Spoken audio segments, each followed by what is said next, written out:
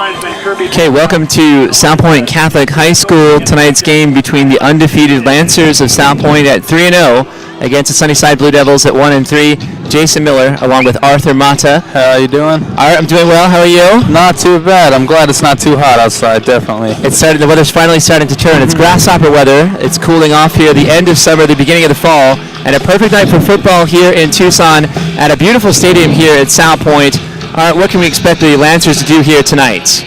Oh, we're definitely looking to rely on Bijan Robinson. Tecmo Bowl, Madden 18, NCAA 14 type numbers, video game type numbers in essence. 12.2 yards a carry, my mistake. 12.2 yards a carry, where even Adrian Peterson, his 2,000-yard year, he averaged 6 yards a carry. And that's 2,000 yards in a 17-yard game. And he's here at 3 games, so looking to lay on him a lot. So giving us some kind of context here, it's almost like Tecmo Bowl from Tecmo Bowl, and he was in that Kia commercial last year. So those kind of like huge numbers, a 12.2 yard per carry average, you don't see that very often. And he's back set to receive the kickoff here, and it's a bit of a short kick to the 20, fielded out across the 30 to the 35-yard line, and it's Derek Bush, number 3, the senior, on the kickoff return. 16 yards on the return. Lancers with good field position here. Dennis Benet, the head coach, very successful. A state championship ring on one of his hands. And this is a team that's always formidable in southern Arizona. Every year they have state playoff aspirations and state championship aspirations. And this year, certainly all the hype centering upon the sophomore sensation, Bijan Robinson, number 5. We saw him coming into the team locker room before the game, and he is a man among boys. Some lightning off in the distance here. First down, play action. Quarterback on the keeper, goes to the right side, threads his way through, fumbles. The ball is down, it is loose, and it is recovered by Sunnyside's 14, Isaiah Hernandez, the junior defensive back. So we saw Rodrigo Nieto, the senior quarterback, who is a prototypical high school quarterback. He can throw a little bit, he can run a little bit, and he had a nice game there, but just didn't protect the football. Yeah, definitely. What you forgot is you always got to make sure your interior elbow, it's touching it right into the rib cage. There's 3 points in the football you want to squeeze. The top, both sides, or 4 points, my mistake. The top, both sides, and the bottom. You want to make sure all 4 of those points are touching the football. He was missing that bottom point. Backer came right behind him, punched her right out, came out no problem. Well, we talked to Sunnyside's coach, Roy Lopez, before the game. 20 years as a coach at Marcos Teniza, 10 as their head coach. And here he is now in his first season as the architect of this Sunnyside Blue Devil program. And he said he likes the energy and the effort of his kids. They're a scrappy unit, but they're probably going to be outclassed here tonight. Run goes to the right side. It's number 11, Jonathan Lopez, on the carry. And Jonathan picks up 2. We saw some lightning off in the distance, and this game may be delayed here soon. You can't have lightning off in the distance. Man, oh man. I did not spoil the party. I did not look at the forecast tonight. Yeah. And there's only one cloud in the sky. And it's directly across from us, right at the 50, so we're probably getting a decent shot of that lightning as it comes across here. Sunnyside runs a wide open set here, spread formation. Quarterback Joe Fuentes in the shotgun. And false start right off the bat. Salpointe looking a little immature to start off the game. They're a good disciplined team, but looking a little immature right off the bat. And Sunnyside came out in a wing T flex bone even formation right to start off the game. That butt back, the fullback, he's quoted as a butt back, and why he's called a butt back is because he's about 2 yards off the quarterback's butt. So it's quick handoffs, quick fakes, quick everything. But instead, to offset that, they put him in the pistol. They put him right adjacent to him instead of offset to him. He's their utility. He's their jab. Number 21, Willie Rose, is back there in that tailback position. And back to throw, it's Fuentes. Little flare pass here to the left side, a screen, and maybe a gain, or maybe no gain, actually, at the line of scrimmage. So if you're a smaller team, and you don't have quite the athleticism that Salpointe has, and you're Sunnyside, how do you try to offset that deficit with the athleticism? What kind of things can you do? Just like Sunnyside has started out, they came out in 2 wide open spread formations, a lot of one-on-one mashups. And in theory, it doesn't make sense when it's my guy versus your guy, and of course your guy is a lot more bigger, faster, stronger. But these one-on-one matchups like the ones on the sidelines, it's a lot more mistake, a lot more room for error. Sunnyside's doing a good job of isolating those things. And there's that butt back fake right off the bat again. Watch some featherweight, welterweight matchups. That's their jab right there. That's a quick right-hand jab. Well, it's a false start here now, so the ball is back to nearly where it began. It'll be 3rd down and 8 here for Sunnyside. That's going to make it 3rd down and 8. Blue Devils are 1-3 on the season. They beat Nogales in week 1 at home, 36-16. Pueblo week 2, they lost 7-6. Buena, they lost 28-14. And last week against Mountain View at home, they fell 29-6. And 3rd and 8 here for the Blue Devils, going right to left. White uniforms accented by the metallic blue and the numbers on the helmets as well. 3rd down and 8. Fuentes flare pass to the right side, incomplete. Intended for Jose Silva, who is their big playmaker on offense. That's a bit of timid play calling by Sunnyside. In my opinion, I would call it. They ran the same play twice. They ran that butt back fake jet sweep to the wing back. Both of the times they came out in the gun, they ran a screen, and both times Salpointe was more than ready for it. Of course, they saw that on film. It's a bit of timid play calling right off the bat. Coming against a heavyweight competitor like Salpointe Catholic, it's a bit timid in my opinion. You want to see them go down the field and maybe do something a little bit more aggressive. Yeah, not so much aggressive, but a little, like I said, a little less than a jab. A little more of a counter punch, a little more of a body punch. Not haymakers right off the bat, but of course, I mean, jabs only go so far, if you get what I'm saying. Got to throw some power shots at some point. Of course. 45-yard punt here by Joe Fuentes. The quarterback also doubles as the punter for the Blue Devils. So a nice roll there for them. And they pin the Lancers down at their own 5-yard line, 1st and 10 Salpointe. And for Rodrigo Nieto, for the quarterback, I would definitely say I've seen the film on him. We've seen a lot of games on this kid. And that was probably his most pertinent mistake all season of his 3-game season. So it's definitely going to be very interesting to see how he recovers from this inside the 10-yard line. Nieto now 2 touchdowns, 2 interceptions on the season. Handoff goes to the right side. It's Robinson.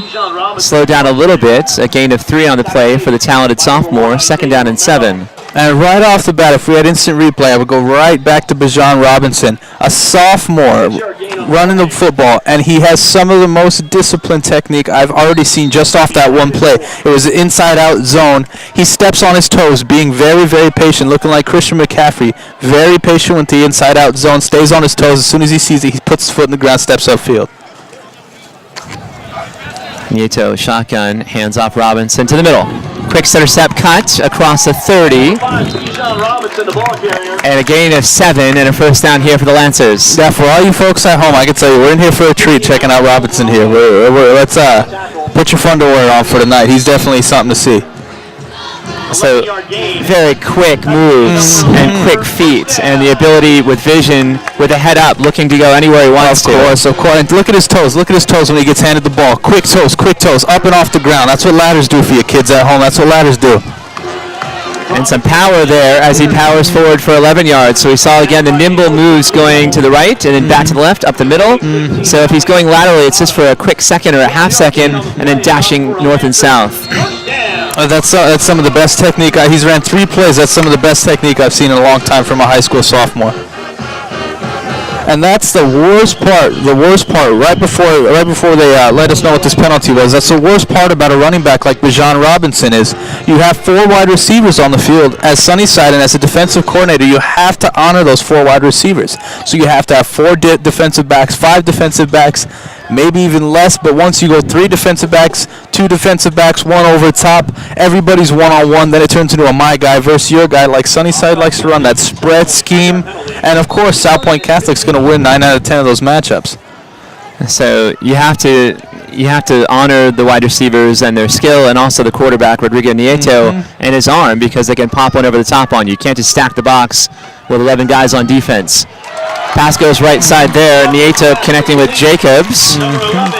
Andrew Jacobs, the senior, on the catch. And that was a great route by Jacobs. A little bit of a risky throw by Nieto, but when you got an arm like him, you can squeeze in those sides. 13-yard gain. Jacobs 6'1", and it sets out a 2nd and 1 here. Handoff goes to Robinson.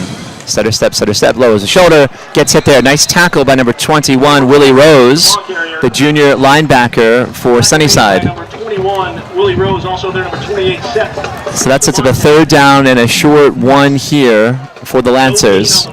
And you could tell Salpointe Catholic has utilized a lot of the film they got on Sunnyside. Check out if here they come in this trio. They've been in this formation the entire game. And what they're doing, this number 21 closest to our screen, the outside backer, he's covering nobody. And that's why they're isolating those one-on-one matchups on the backside. Well, the handoff goes there to Nieto on the quarterback keeper, and he does not get the 1st down. So it'll set up a 4th and short here. Salpointe could go for it where the ball's positioned. Definitely. Or they could play it conservatively and punt. Well, here we are. Here they are in that trio once again. Very quick, some confusion here for Sunnyside on defense. And a hard snap there by Nieto, maybe trying to draw the offsides by Sunnyside.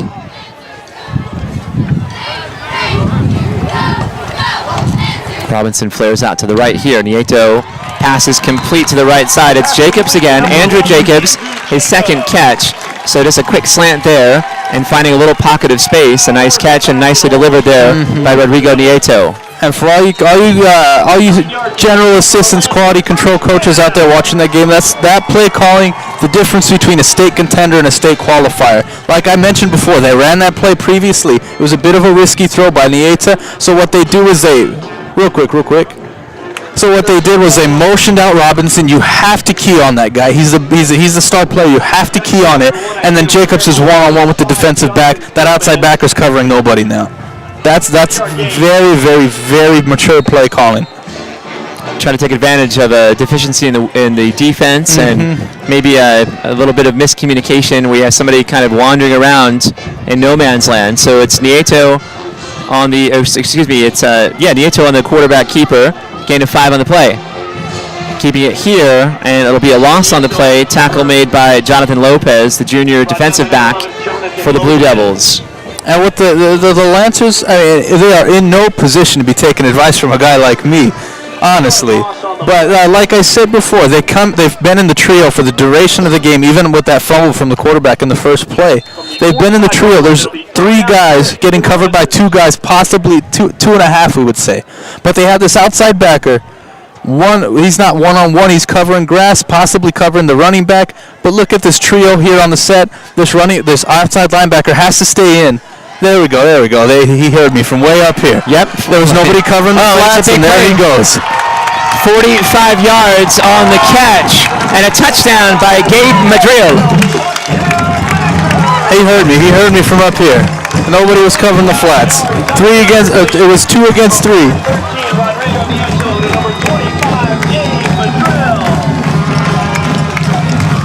And just a quick shotgun fact here. Sunnyside's defensive coordinator, his name's Anthony Peralta. He's 20 years old, a bit inexperienced, and in my opinion, that inexperience is definitely showing. There's a lot. Their defense is looking like Swiss cheese in the air and on the ground. Definitely got to say. Well, there's a lot working against them here. Of course. Xavier Farhang is looks like this is a lot of miscommunication and misdirection here, so this is pretty tricky. They call it the layman's term swinging gate. That's what they call it. Michael Sanchez on to attempt the extra point here, the senior kicker, and he splits the uprights for the extra points. So Xavier Farhang is the backup quarterback. He's also the placeholder on extra points and field goals, and Michael Sanchez converts the extra point. Lancers up 7-0 with 4:49 on the clock here in the first quarter. Now we go back, you guys got here. Let me paint a picture for you guys, considering we don't have instant replay. That trio formation, 3 on the sideline away from us, 1 on the sideline adjacent to us. The reason those plays work, just those flat routes from the interior tight end, inside slot receiver. There's 2 guys 2 for each 2 of the receivers. There's a third guy that isn't being covered. They consider him covered because of the inside backer, but more or less he's not covered because they have to key on Bijan Robinson. So because they have to flex a separate outside backer on the opposing side from Bijan Robinson, plays like that are going to be open all night until the young defensive coordinator can see from his mistakes and move a guy next to him. And Salpointe very sophisticatedly is pinpointing and targeting specific players. They've seen these kids on film, Definitely, and they know exactly who they want to go after and who they want to attack. So they will isolate, Salpointe will isolate their best players, their playmakers, against the weaker defenders in that Sunnyside Blue Devils defense. Definitely. Number 2, Jose Silva. And number 25, Gabe Madrill, just scored the touchdown on that flat route here. He comes back on defense. High school football's great, isn't it? A little bit of misdirection there, like a play action where you have a fake handoff going, and then he just kind of flared out in the flat on the left side. And then for Nieto, a veteran quarterback, was able to go through his progression. Of course, that's a 3-step read, no problem. They're just playing catch out there. That's no problem for a kid like him. So atoning for his earlier interception, he has a touchdown and an interception tonight. Sunnyside comes back, and we call it a black set. This 5 wide set. They come back, but they have both wing backs. They utilize this, and they threw screens out of it both times. Fuentes throws to the right side, complete to Jose Silva. Silva, their senior, is their big playmaker. They tried to target him earlier tonight. That's his second target, his first catch. A gain of 7 sets up 2nd down and 3 for Sunnyside. Now you can tell Sunnyside, the Blue Devils, they're such a run-first team. They'll run 35 plays. 25 of them will be run plays. The rest of the 10 will be pass plays. And you can tell that because of how deep their quick game routes are. Their slant routes, their little zero curls, their 5-yard curls, my mistake. All of those routes, there's no such thing as a 5-yard route for them. Every single pass play, even when we saw them practice a little bit, there wasn't a single 5-yard route. 2nd and 3, and around here, or misdirection. 21, Willie Rose. So Willie Rose, the junior, on the handoff. Nathan Ransom there for the tackle. Back to what I was talking to. Thanks, Jason. What I was talking about those the absence of the quick route. Back to the boxing metaphors. Their haymaker punches are their passing games. They're going to jab at the fullback with the wingbacks. So why would they throw a haymaker with a 2-yard slant route? Of course, it's going to be an 8-yard slant route. That's their haymaker punch. 3rd down and 3 for the Blue Devils. Handoff goes to the right side. A lot of misdirection here. Number 11, Jonathan Lopez. Gain of 2 here for Jonathan Lopez, the junior running back. And on the stop again is number Not enough for a first down. close to a first down. And they ran that play 4 times now, and all 4 times it's gone less than 3 yards. So spotting him here at a first down. So a first Pretty down generous, I here. have to say. It didn't look like he got it from here. Yeah, pretty generous. 1st and 10 from the 32-yard line here for Sunnyside. Blue Devils, a short drive north for them. Up here to a beautiful stadium. So since Salpointe has resurfaced what was formerly a natural grass field, is now the beautiful artificial surface here, and it's pristine. And it's interesting, it's almost as if it's a stage, because the lights here at the stadium at Salpointe, they only shine upon the field. So the stands are in darkness or in shadow, the field is illuminated. Dangerous pass there is complete. There's a flag down on the play. The pass was caught by Jonathan Lopez. Lopez will get 7 on the catch, and we'll see what the penalty is.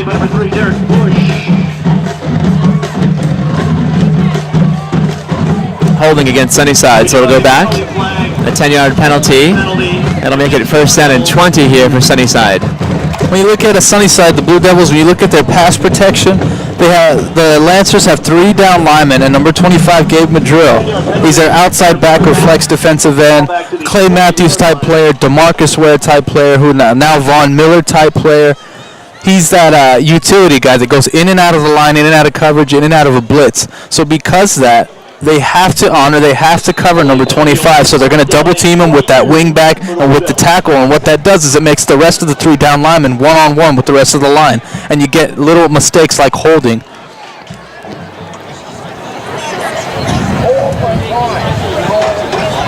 Fuentes rolls out to his left here, tries to set pumps. He's in trouble now. And he's swallowed by the defense. It'll be a loss on the play. Well, you're talking about Madrill, so he's got the size to be able to stack it up on the defensive front. He also has the athleticism to play at the linebacker position. Yeah, definitely. Like, you look at those guys that run 4.6, 4.5 40s, and they're also squatting and benching over 400 pounds. Those are the athletes you would label them as. Well, that's one of the trendiest things to do here on defense because it's a utility position. It utilizes it's a hybrid position in essence. So of course you could understand how useful a position like that could be. And here he is, Gabe Madrill. This is amazing. He's in the interior line. Second down and 24. 2 minutes left in the first quarter. Back to throw is Fuentes. It's a delayed handoff here on the draw. And Salpointe was not confused or surprised by that. And we've seen here one of the things that we expected to see was the size and the athleticism advantage on the defensive line here for Salpointe as well as the offensive line. Difficult to run into that. Yeah, definitely. But that's something Sunnyside definitely came in here game planning against, game planning for. And I just, in my opinion, as the color commentator for the cast, for the lack thereof, it's like I said before, it's very timid play calling by Sunnyside. You definitely got to pull the trigger at some point, pop the clutch at some point. Very repetitive play calling, very low maintenance play calling. Here we go again with the butt back fake, the wing back sweep. At some point, you got to pop the clutch. At some point, you got to pull the trigger. I don't know if you're going to pull the trigger from your own 15-yard line. Oh, definitely. In the first quarter, so you can see they're trying to be a little bit conservative, and I'm sure they'd like to be more aggressive, but at the risk of having an interception deep in your own end and things kind of spiraling in a downward way for them so early in the game here, you can understand maybe the reluctance to pull the trigger or to pop the clutch, as you would call it here. High punt here goes far side. It'll bounce down out of bounds, maybe at the 35-yard line. So a punt of net here of like 21 yards by Joe Fuentes. So now Salpointe has beautiful field position. So I guess I would agree with you, Art. If you're going to go for it on third down, you may as well try to do something ambitious. Otherwise, you do something very conservatively, and you have a really poor punt here. Of course. That still gives Salpointe great field position. And it's not so much, don't run a triple reverse option pass or play action backside 9 down the field for 40 yards. No, that's not what I'm asking for, Mr. Lopez. More or less what I'm asking for is just a little bit more open of a playbook, more or less. Well, it's a challenge, certainly. Nieto back to throw, throws to the right side. The ball is caught by Langston Hampton. Hampton has 3 catches here, and there were a pair of Blue Devil tacklers that were instantly converging upon him. So a gain of 2 on the catch. And they're right back up on the line. Here they go in that trio formation again. Tempo. How important is tempo for an offense to keep a defense on its heels? Oh, definitely. It's definitely more important. Nieto back to throw, goes to the corner here. Touchdown Lancers. Andrew Jacobs on the catch. 27 yards on the little fade route. And look to see a lot of those plays from the Lancers. A lot of like the way Sunnyside had the game plan against this game. A lot of my guy versus your guy, my athlete versus your athlete. Jacobs is one-on-one with the defensive back because they have to honor the run. The safety over top, of course, has to lean a little bit more towards the 3 receiver side. So that's just athlete on athlete. And of course, a Lancer versus a Blue Devil. A Lancer would win that matchup a majority of the times. And that kick is up and good by Michael Sanchez. But Arthur, I think that on that play, because Nieto was so aggressive and the team on the offense was so aggressive in getting to the line of scrimmage and snapping the ball, Sunnyside was not prepared or set. And they may not have thought that Salpointe was trying to get one off before the end of the quarter. Many times teams will be conservative and be content with going to the line of scrimmage and they'll let the clock expire. Yeah, that wasn't the case. They were looking to pop one there and they had a deliberate plan. Beautiful route there to the corner. Yeah. Easy touchdown for Andrew Jacobs. And Director of Athletics, Mr. Phil Grunsfelder. Mr. Hines is here tonight to award. I would like to thank Phil Grunsfelder, the athletic director from Salpointe Catholic High School, for all of his hospitality and allowing us to broadcast the game tonight here from Salpointe. I've known Phil for many years and has always been courteous, kind, and generous, and hospitable. So thank you to Phil Grunsfelder and Salpointe Catholic for being gracious hosts here, as always. In addition, the Lancers were state runners-up in men's golf, men's basketball, men's soccer, men's track and field, and baseball. Powerhouse programs. They're receiving some accolades here. Women's cross country, women's volleyball, women's soccer, and cheer. Lancer Nation is proud to accept. So did you catch all those titles that they were just mentioning here, the public address announcer? I couldn't even name one. Cross country, girls volleyball, girls soccer, cheer, and there was one more sports. So Salpointe with 5 state championships last year. And I think that's par for the course for them. Like, they're always collecting state championships. Of course. Because they're able to attract student athletes from across the area who want to come here for a superb education and also the athletic facilities that a Catholic education would afford for them. So congratulations to Salpointe on their 5 state championships from last year, 2016, 2017. 14-0 Lancers here. Michael Sanchez, the kickoff, fielded at the 5-yard line by Isaiah Hernandez. Hernandez reverse here, fumble, and fortuitously for the Lancers, look who it is, Andrew Jacobs, who just scored the touchdown. So that senior on special teams was right there, and a knack for the football, pouncing on it like a cat.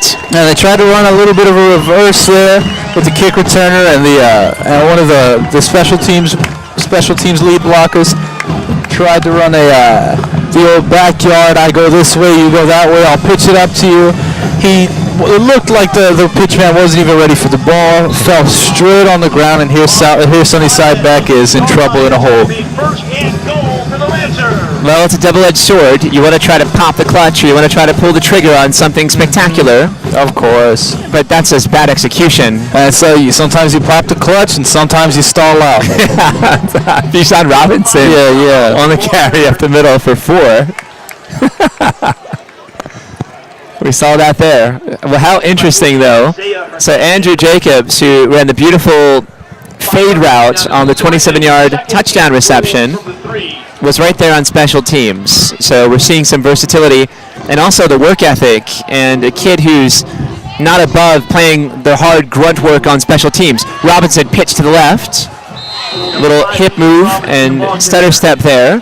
Gain of 2 on the carry. The tackle's made by number 23, Julio Vasquez. And a lot of what Salpointe is trying to utilize, their offensive coordinator is trying to utilize, is Sunnyside runs such a symmetrical defense. It's same on both sides. So they're coming out in these 3-by-1 formations, and now the offensive coordinator has even put Robinson on the same side. Oh, here they go in a split back, but he's put him on the same side, so it's 4 against 2 guys essentially. Gabe Madrill, it's a fumble on the snap, and it's a scrub for the football. Sunnyside had a chance, but I think Salpointe may have gotten to it. They got it. The ball was right there for the taking, and Bijan Robinson comes up with it on the bottom of the pile. So it looks as if it were a play fake going to Gabe Madrill on the left side. But Robinson right there to pounce on it.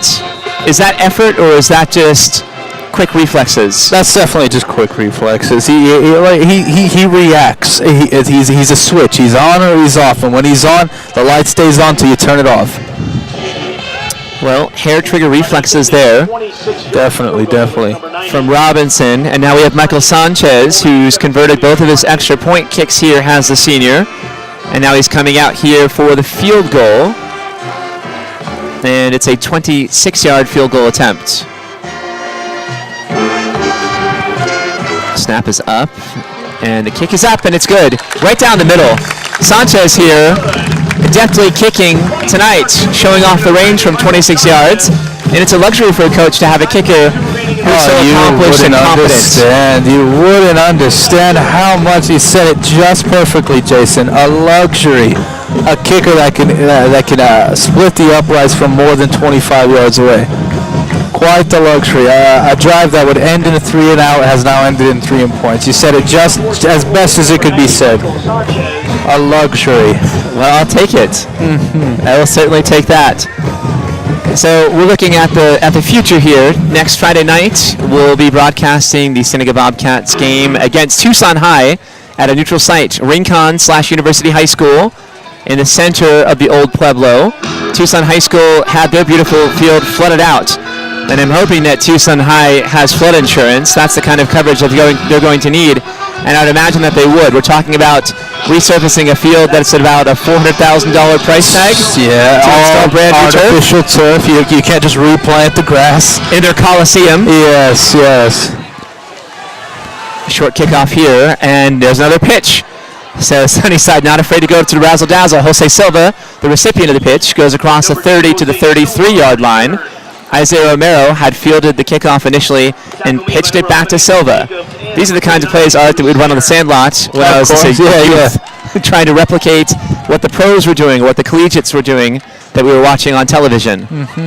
Sandlot football, a little wild and a little bit loosey-goosey, so we see maybe some recklessness here in Sunnyside, but they've got to be able to roll the dice a little bit. Yeah, definitely. They were pushing pennies for so long, and when you're betting pennies, you only make pennies back. 9:35 on the clock here in the second quarter. The Lancers up on top, 17-0. Sunnyside going left to right. Joe Fuentes, the senior, 5'5" at quarterback. Spread formation, man comes in motion, play action. Fuentes keeps the ball, goes to the right side. Tackled on the play by Brian Corrales. Corrales, number 36, the senior, one of the captains here tonight for Salpointe. And a gain of 7 on the play by Fuentes, sets up 2nd and 3. And that black set, that's something I really, really admired from Sunnyside. That was one of the better play calls, one of the play call selections of the entire game. They went 5 wide, spread the defense out, 3 down linemen, 1.5 to 2 linebackers inside the box. Faked the jet sweep they've been calling and repetitively calling and taking it up the middle. That's a great play call by Sunnyside. So it seems simple, but it's very effective. Yeah, of course it is. Of course it is. Like you keep mentioning misdirection. That's the essence of misdirection.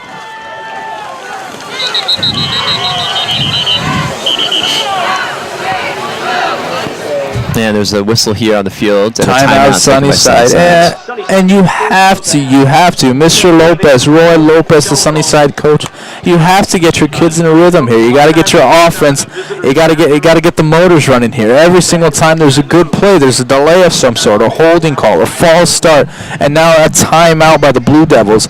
I'm not on the sideline excuse me, lost of words. I'm not on the sidelines determining if that was a right or wrong call. I'm just saying that you got to keep these guys on the field. They got to keep their muscles warm out there. Well, I think that Sunnyside, the play clock was dwindling there, so I think they were forced to call a timeout. How disconcerting and how disruptive is it for a team that's just starting to try to get some momentum to instantly have it stalled again, to use that metaphor? Definitely.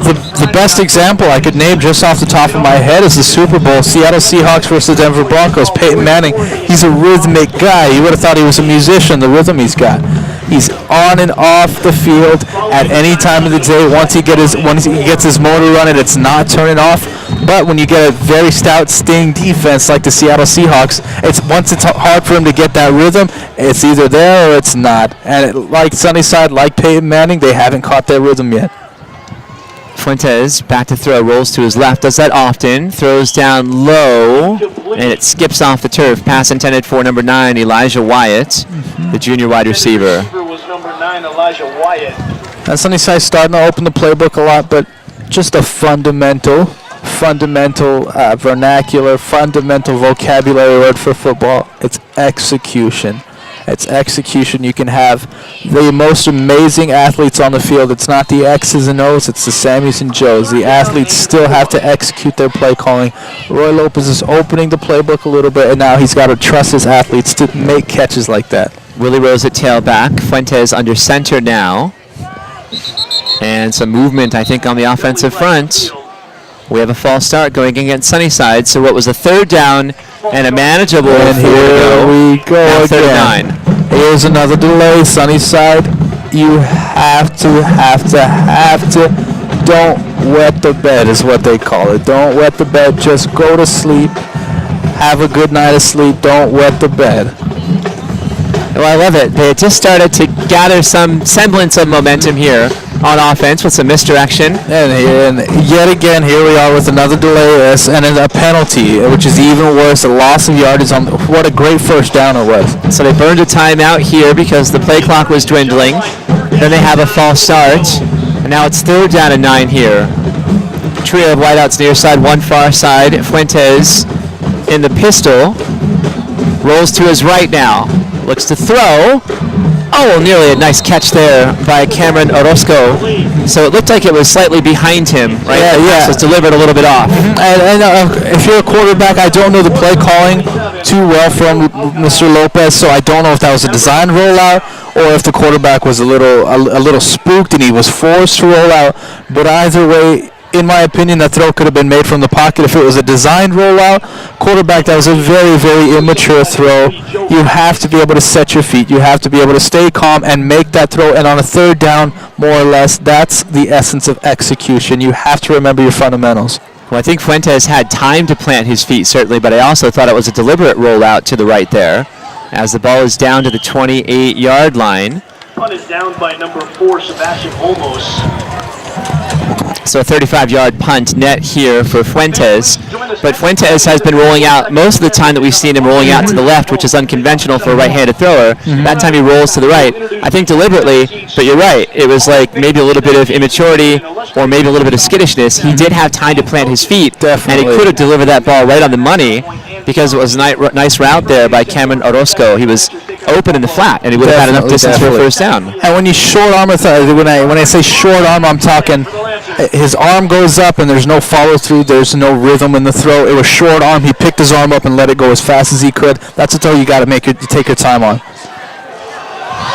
Delayed handoff here. Robinson near side. Oh, some flashy moves. Center step. Shakes a tackle across the 40 to the 45 to the 50. Into Blue Devil territory at the 37-yard line. So a 35-yard gain there by Bijan Robinson, his longest carry to this point tonight. And I got to shout out my old high school head coach, Niemer Hassey, for the Cienega Bobcats, who's assistant principal now. One of his biggest pet peeves, his rules, it's you have to get blocks downfield. When you get plays for 20-plus yards, those start all by blocks downfield. Once you're done blocking somebody, go up to the second level, get somebody else. Those wide receivers did a nice job of getting those downfield blocks, and that's why it broke 20. Back to throw. Nieto going deep for the post. Overthrown. Intended target was Lathan Ransom. And I like that idea, right? Hassey, the principal at Cienega, the former great coach at Cienega.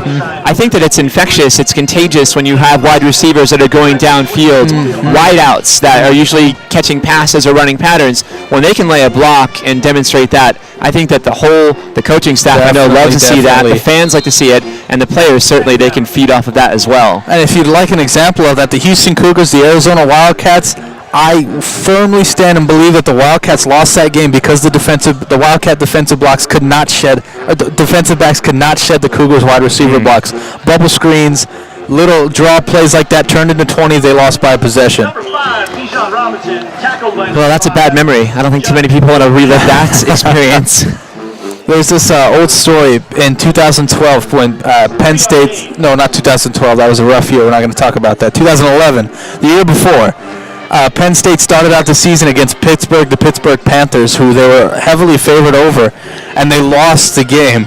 So the head coach, Joe Paterno, comes with this mantra, and he says, that game doesn't exist. We've got the film. We threw it away. It's in the trash. It got incinerated in the incinerator. It doesn't exist. It's gone from history.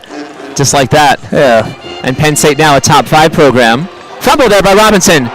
Ball's loose again, and I think Nieto got into the scrum, and he's fighting for that football. And it's still loose. No whistle.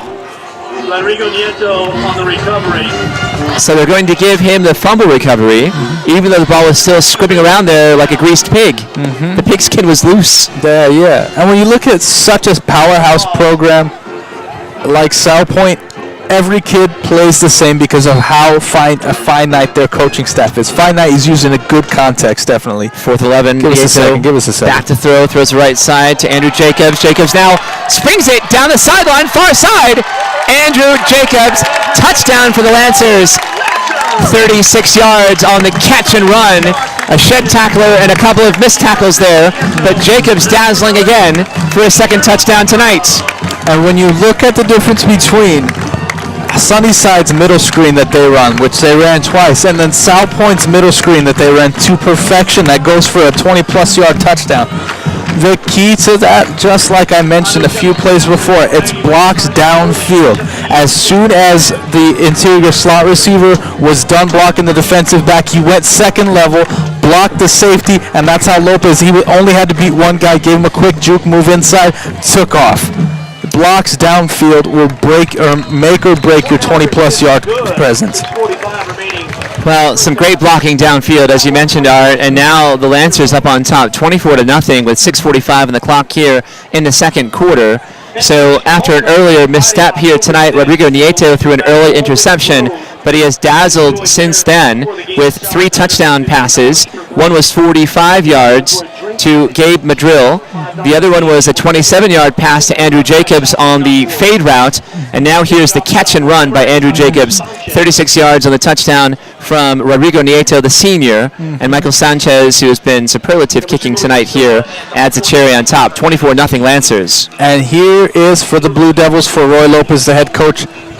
This drive is about to determine the entirety of the football game. This drive is about to determine if it's a comeback from 24 points or if it's just a good old-fashioned home blowout. It's 24-0.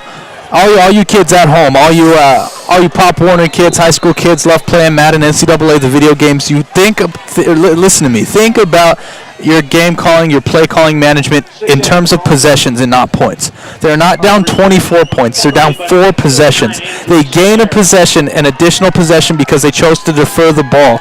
If they go ahead, march down the field, take all 6 minutes, 42 seconds of this drive, it's 24-7. They get the ball back, do a nice, conservative, disciplined drive. It's 24-14. They're down 2 possessions, 10 points. This drive is about to determine how the rest of the game is going to go. Well, that's a long view, and your perspective is through the lens of a coach. So that's a very sophisticated approach to having. Most of the kids that are playing Madden at home, they may hit the reset button right now. Of course. No. Especially if they're playing against a computer. Of course. Handoff goes to the right side here. Jonathan Lopez, the junior, on the carry. He picks up 3 on the play. But you're right. I think it's a gut check here, right? Of course. Coaches and athletes talk about gut check. What do you have inside of yourself? What type of resiliency do you have? And can you step up here and face the challenge? It's daunting, down 24-0, but I think you're right. This is a key possession for them here to determine if they're going to stay in this game tonight or get blown off the field. And there's 28-3 Super Bowl, and this most recent Super Bowl. A whole lot of football happens after halftime, but this is still a key possession. I don't think Sunnyside has young Tom Brady out yeah, Julian Edelman. And that's no shade to Joe Fuentes. There's only one Brady. There's only one Montana. Of course. And there's only one Peyton Manning. Fuentes rolls to his left under a lot of duress. A trio of Lancers lance him after a gain of 2 on the carry.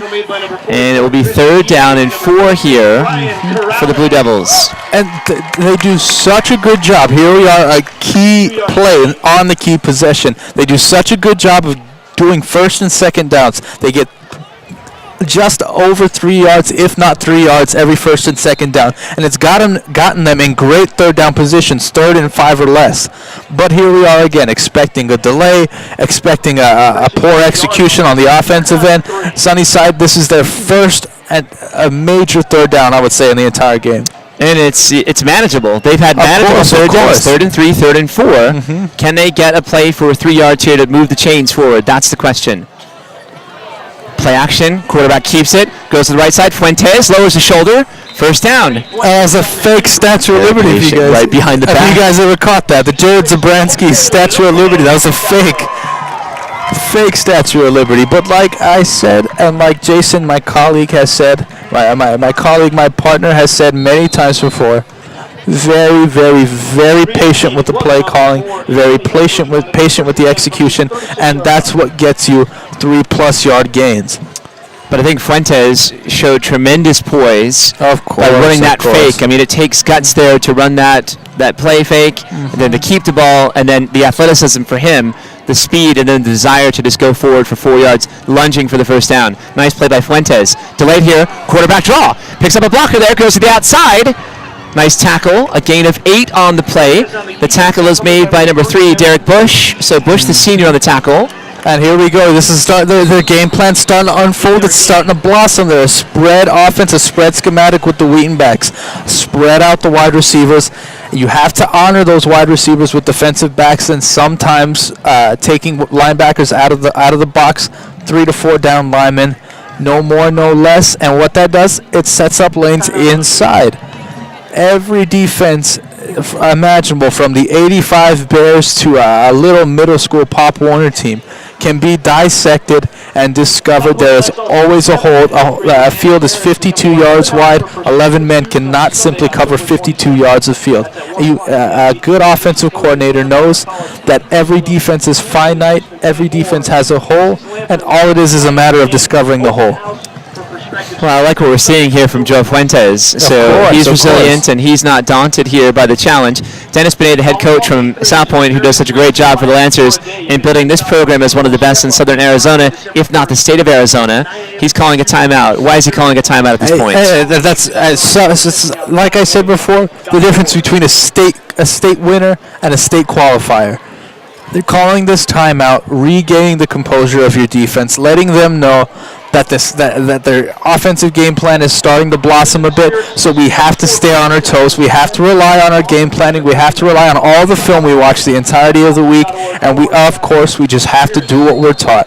Do your job, do what you're taught. When you're trying to do somebody else's job, you're not doing your job. I like it. 2nd down and 2. Salpointe trying to reset here on defense. Shovel pass. Beautiful to see. And a pickup of 6 to the left side here. Willie Rose. Roy Lopez, he's starting to breathe a little bit more. His glutes aren't so puckered up right about now. I see almost every facet, every wrinkle of a trick of deception being pulled out here. Every card's being pulled out of the sleeves here by Sunnyside just to hang in the game. And a lot of what it is, too, very, very much watch the technique of the defensive line. Every running lane, all the run plays that they've ran, all the running lanes are inside in the interior of the tackles. These defensive backs, they're catching the offensive lineman's blocks. They're not attacking those blocks, and that's how they're getting pushed back a lot more than they usually are. We have a flag down here on the play, and it's going to be a false start. That's a drive killer if I ever seen one. How angry are coaches on Sunnyside staff when they see something like this happen? And let me tell you something. When you look at an NFL coach, of course they make millions and millions of dollars. Parts of that millions of dollars goes to something like Pilates, health and wellness nutrition lectures, something like that. Because a head coach at any level, his blood pressure is through the roof, and simply because of little plays like that. I wonder if these coaches are taking some meditation and yoga classes. Yeah, something like to that. try to keep the blood pressure down on plays like that. 1st and 15 here now for the Blue Devils. Fuentes back to throw. Pumps and throws. Oh, a huge hit there. A devastating, blistering, withering hit. Trent Strong, the linebacker. And we've got a Blue Devil down. A defenseless receiver. The ball was thrown and it was in his grasp, and Cameron Orozco is down. And that was a withering hit by Trent Strong. And I tell you what, that was a great play call. The route was open. The quarterback made the throw. Receiver, in a sense, made the catch. But the Salpointe Lancers, they got a star-studded number 8 safety. Of course, he flew through that field. They might have saw that play on film, because if you go back and you watch the replay, that man flew all the way from the hashes all the way to the numbers in a matter of seconds. And my apologies, Lathan Ransom, the sophomore defensive back, laying out that blistering hit. You see Roy Lopez out there, the coach from Sunnyside. And it's great to see that Devil hop up here. Cameron Orozco, tough senior, 5'7", 170. A collision here. We're looking at some physics in motion. Ransom at 6'2", 175, so about the same size. Of course. But he has that momentum coming into him as he's coming from the defensive backfield, and he saw the ball where it was going to be hit, and he was targeting it at the same time. just a beautiful display there of fundamental football. And of course, and just some quick reassurance for all the mothers out there, all the mothers, grandparents, all the parents, guardians out there letting their children play football, worried about concussions. The sport of football has evolved immensely, and now they are teaching these kids to react in a sense that when they fall, to not let their heads hit the ground so hard. That's where 90% of the concussions come from. So when you saw him get hit in the back, he tuckered his head a little bit. You could see it from up here, and it prevented his head from nailing all the way on the ground. Great job by the educators there. So they're coaching that there to lessen the severity of the blow. I don't know if that was a fumble that happened on the play, but something like that. Number 50 ended up with the football. It was Ruben Ratana, who's the left guard for Sunnyside. A quick shout here. I'm going to identify the Blue Devil offensive front. Ruben Ratana, number 50, who just carried the football, I think on a fumble. He's a junior at left guard. The left tackle is number 60, Anthony Wells, the senior. The center is number 68, Francisco Alvarez, a senior. Right guard, number 51, Adrian Monreal, the junior. And the right tackle, number 54, Harvey Gonzalez, the junior. Breezy here, but a beautiful breeze, and I'm so thankful that the weather is finally turning for the good here in Tucson. First and 10 Blue Devils from the 39-yard line. 3 minutes on the clock, and they're down 24-0. Here they come in this black set again. Let's see something. Run, an interior run, an exterior pass. There's the exterior pass right there. Flat side, Fuentes complete, and he finds his target, Jonathan Lopez.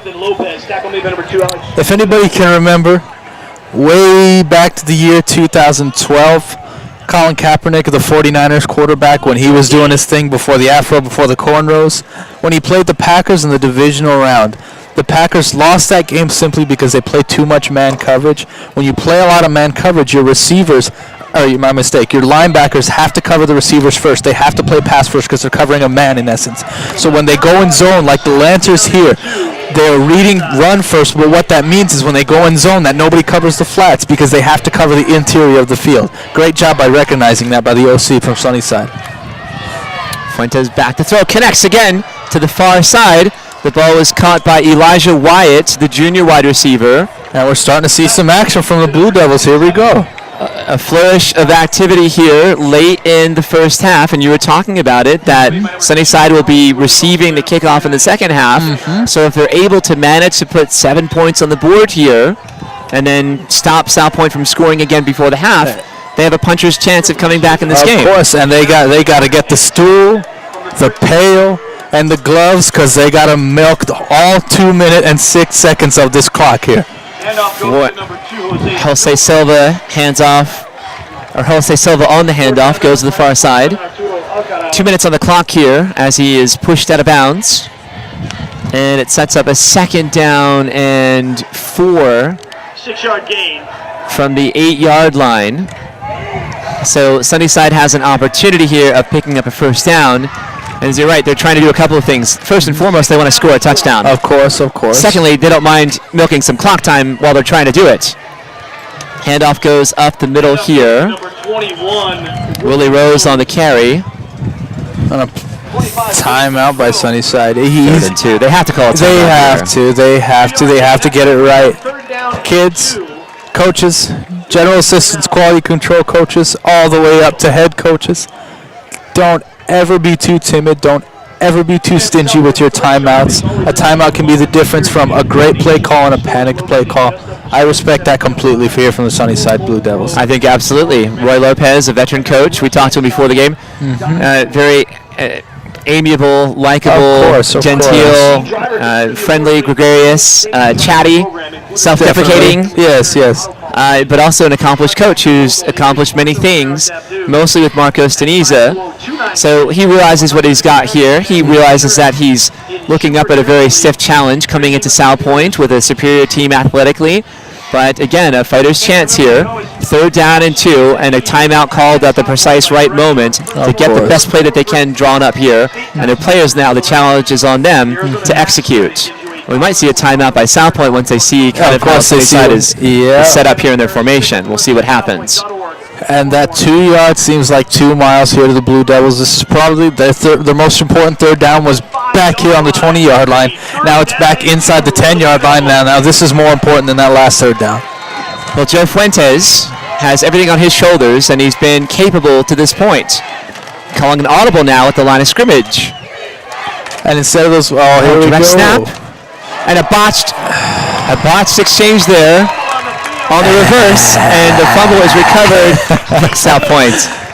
It's not the X's and O's, it's the Sammys and Joes. Jose Lopez, there's the Joe from Salpointe. Jose, the senior, 6'2", 250. And you hate to see something like that happen. Do they have to go to that degree in terms of trickery? It's worked for them in the past. Why not go back to it? And in my honest opinion, we kind of stood up from our seats and hovered in our seats a little bit because he had a bit of an outside lane. Yeah, he had a bit of an outside lane, but instead he was looking too much at the running lane and he wasn't focusing on catching the ball. It's execution. It's a fundamental of football. Sloppy exchange between the running back and the wide receiver who is coming around on the reverse. Oh, big hit there from Sunnyside now. And a nice catch.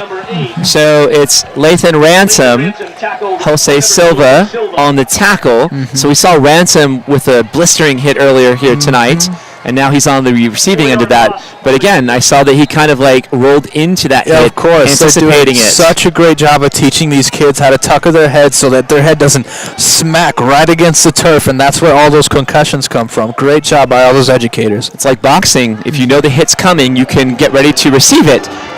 And the ball there is tossed off. Now Robinson comes to your side.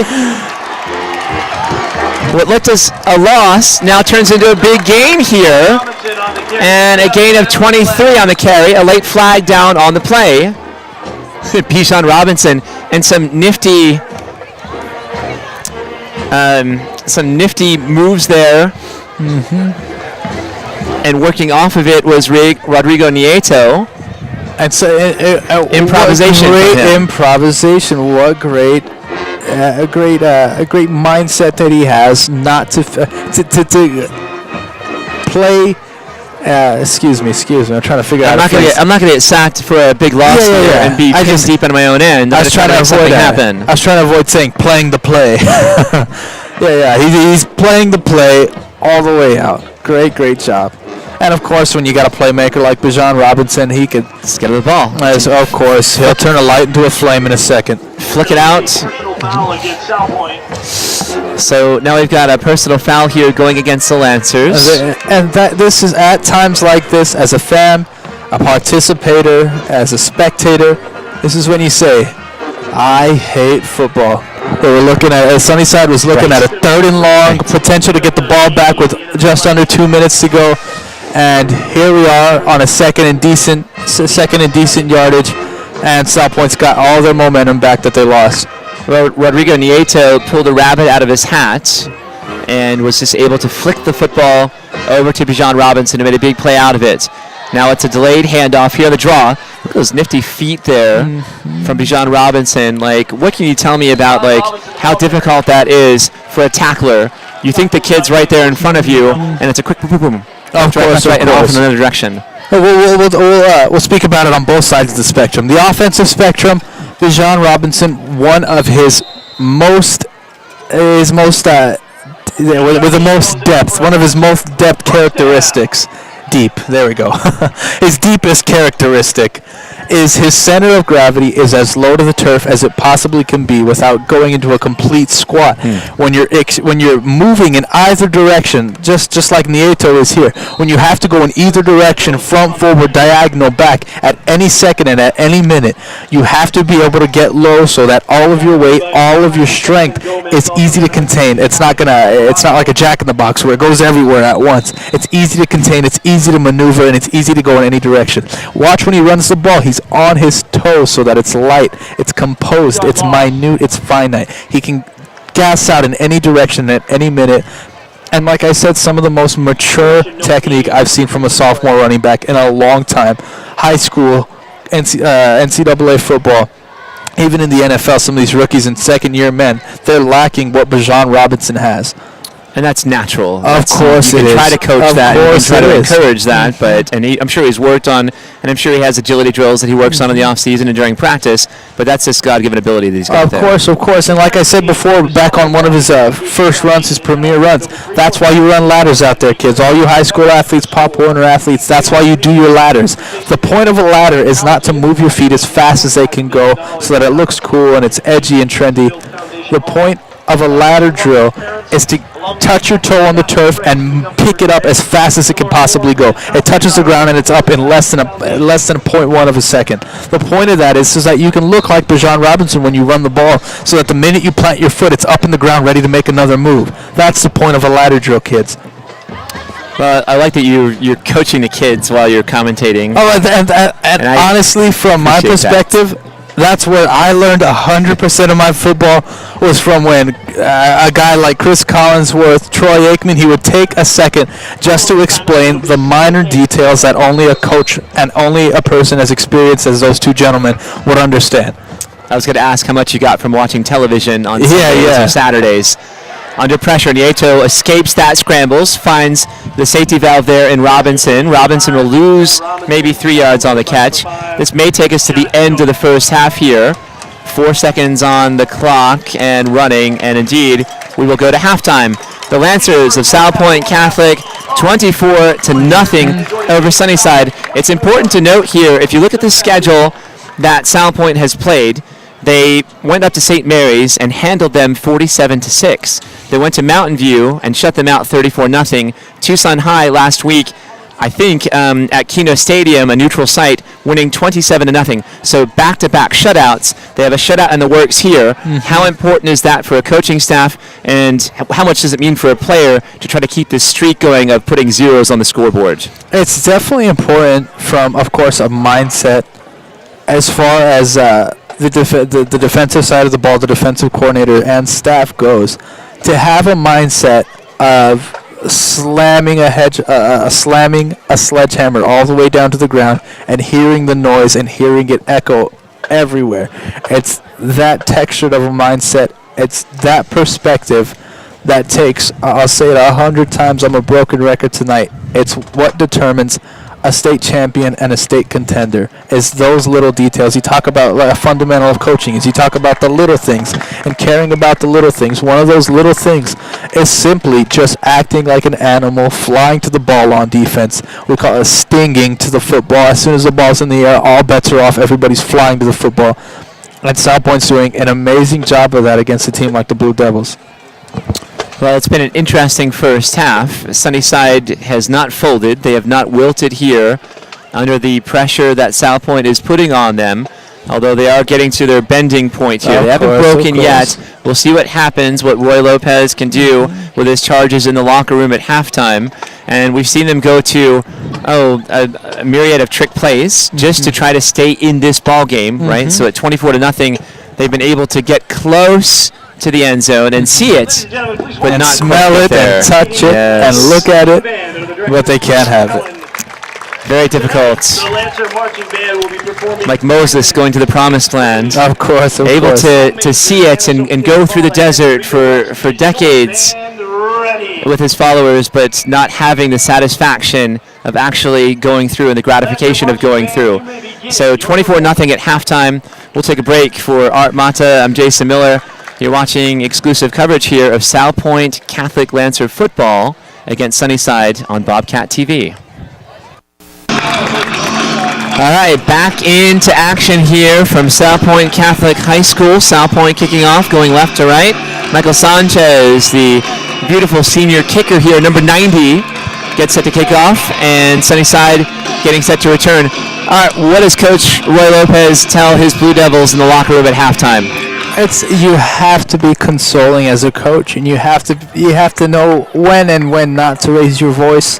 And in my opinion, just as an ex-coach, this isn't a time you want to raise your voice at the kids. This isn't a time you want to discipline your kids. You console them and encourage, of course, and let them know that 24-0 with an entire half of football, and with that drive that we saw, this is still a manageable game from the Blue Devils. True. So you, as a coach and as an experienced head coach, you got to let them know. There's still a whole lot of football to be played. There's 24 minutes plus to be played here. I like the idea. You need a gentle, fatherly presence in the locker room at halftime to encourage these kids. Listen, the effort that we had is great. We're close to getting into the end zone. We just got to put it together, sustain a drive, move the sticks, and we can't get 24 points all in one play or one drive. We've got to eat away at it. Let's start out the opening half here. And there's Madrill on the tackle. Your hybrid monster there at the right defensive end. Gabe Madrill at 6'0", 210. 7 sacks on the season, and there's a tackle for loss behind the line of scrimmage. He's their leading sacker. And when you go back, just a quick throwback Friday shotgun fact here of the day. When you go back and you look at a player, the name of him was Dwight Freeney. Some of you may know, some of you may not. Colts. He was the master at edge pass rushing, all because of his ability to control his upper torso with his upper torso of his body. And Madrill has done a nice job of displaying that, almost looking like Michael Jackson on The Smooth Criminal, just almost diagonal with the outside body control. And Madrill's done an amazing job of that. Instead of a fedora, he's wearing a football helmet. There we go. Under pressure there for the left end. And there's a sack for Salpointe. And Sunnyside's looking like they're starting to pack up their lunch and go home after they just got their lunch money stolen. And they still got a little bit more in them. I know they do. I know the staff has a little bit more in them.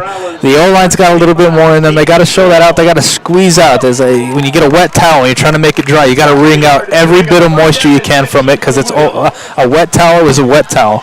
It's interesting, Arthur. We had Brian Corrales, number 36, the senior, on that sack, and he's almost like a bookend with Madrill. Of course. So Gabe Madrill, they're kind of hybrids that can play defensive line and also linebacker. Run goes to the right side here, and it's Willie Rose on the carry. Willie picks up 5 on the play. And back to that bookend metaphor as you talked about, Jason. That's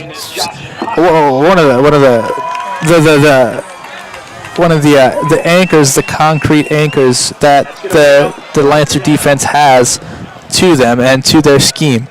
When you look at a player like Vaughn Miller, DeMarcus Ware, Clay Matthews, all those players that I compared Madrill to, they cannot be left one-on-one. They cannot be a tackle against Madrill, a halfback, a fullback against Madrill in pass protection. You have to double-team those guys. But when you have a guy like Madrill and you can't double-team him, you have to put 2 guys on him, 3 guys even, including a running back. And that's why football is one of the most amazing team sports. It's a puzzle piece. A puzzle's not complete unless it has all 100, 500 pieces to it.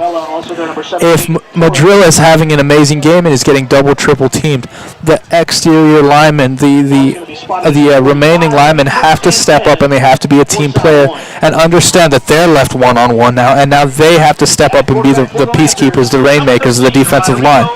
Well, I like the analogy here to pieces on a puzzle. Football is the consummate team sport here. Salpointe, play action, handoff goes to Robinson, left side, stutter step quickly. What looked like a loss turns into a 6-yard gain on the carry. Definitely, and like I said before, we foresaw all the way from for Friday night when the Lancers game ended against Tucson High, was it? Yes, last week. When the Lancers game ended against Tucson High, and Jason, you and I started studying this football game.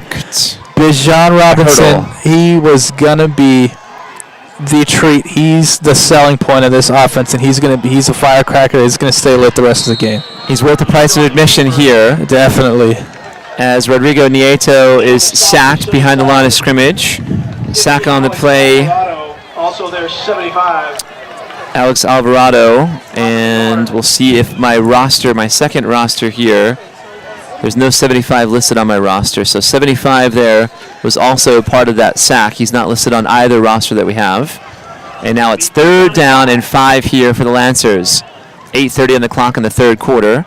Rodrigo Nieto in the shotgun rolls around to his right. Under a little bit of pressure here. Points some traffic and throws. Ball lofted in the air. Incomplete. Suspended by Isaiah Hernandez. Gabe Madrill was the intended target on that pass. Not the kind of a pass that you want to see if you're an offensive coordinator. Of course. If you're a defensive player, it's the kind of play that you lick your chops up because it's just hovering and fluttering up in the air. And right off the bat, with the first possession of the Sunnyside Blue Devils, I'm starting to see some growth. I'm starting to admire the learning capability of the defensive coordinator, Anthony Peralta. He was getting heavily outnumbered on the trio side, and now they're going 2 over top so that safety honoring on the 3 receiver side can play both run and cover the pass, and that's why that pass was heavily covered, forced to roll out. Nieto back to throw. Steps in and throws deep post incomplete. Well, his target again, his favorite target, Andrew Jacobs, trying to go for the hat trick on that one, but just overthrew him on that. You're talking about Anthony Peralta, the defensive coordinator, the young whiz kid defensive coordinator from Sunnyside. Is that something that they made adjustment at halftime? Yeah, that's a halftime adjustment right there. If I've ever seen one. Of course. Get the defensive players surrounding the whiteboard and explaining to them, here's how we're going to make adjustments in the second half. Of course. They went 1 over top, and that linebacker, like I said, the whole half was covering grass, so now they substituted that linebacker for an additional safety. They're going 2 over top, still 4 down linemen, 2 in the box. And that's why that pass was heavily covered. Great job by Mr. Peralta. Great job. And if you're Salpointe and Dennis Benet, the head coach, why not go for it on 4th and a manageable? The ball's at midfield, and they're not giving up awful field position. Sunnyside with their best start here tonight at the 40-yard line, 8:12 on the clock, 1st and 10. Handoff swallowed at the line of scrimmage. Big 36, Brian Corrales, the linebacker, one of the captains for tonight's game for the Lancers on the tackle. And that, like I said before when we were talking about halftime adjustments, and I had mentioned about the defensive line by Salpointe, anytime there's an interior run, the defensive line is sort of catching the blocks by the offensive lineman and not attacking the blocks and holding and sealing those blocks. That play right there from the defensive tackle for the Lancers did a nice job of forcing his way into the play, sealing and being very much a concrete boulder in that defensive line, and that's why that butt-back drive was stopped immediately. Well, 66, Jose Lopez, 6'2", 250, anchoring the interior of the defensive front from Salpointe. He had a fumble recovery earlier tonight. Pass goes to the flat here near side. Jose Silva on the catch, and a big gain here, 32 yards on the catch, and a flag for a face mask. Okay, I thought I didn't see it. Did they throw that flag? No flag, but it looked like there was a face mask there. Definitely. I saw his fingers curled from here. Silva on the catch. Oh, man. From Joe Fuentes. So a gain of 25 and a first down. That is Sunnyside's biggest play from scrimmage here tonight. Definitely. And like Salpointe is starting to get off their heels a little bit and starting to relax, it seems like, figuratively, metaphorically, because they got outnumbered on that trip side. That's been the difference maker from both teams. Here we go again. Trips by Sunnyside, 3 receivers. They got 2 receivers and 1 on top. Of course, the flats is going to be leveled with the high-low pass. Great job by recognizing that from the Blue Devils quarterback. Fuentes hands off to Willie Rose. Rose hit quickly after he crosses the line of scrimmage. It was number 44, Chris Aguirre, the senior. Brian Corrales also there on the tackle. And like the slant route with man coverage, one of the most fundamental zone beaters is the high-low read, the high-low progression that Sunnyside has ran twice now with their consecutive pass plays. Of course, not regarding that last one, but with their consecutive pass plays. The high-low read, one receiver runs a high route, one receiver runs a low route. Defensive back, linebacker in the zone has to pick between the two. Sometimes it's the high, sometimes it's the low. Great job, great read, great progression. 4 yards on the pickup, and around there is swallowed. Silva on the run, and it was Andrew Sayer, the senior linebacker, number 49, on the tackle. He was not fooled by that play. We've seen a lot of that end around, kind of like reverse movement going there. Maybe a jet sweep from Sunnyside. And they've had limited success with it. Seems like Salpointe's defenders, they've got great quickness and speed on defense, so they're able to cover all that territory laterally. Now it's 3rd down and 8.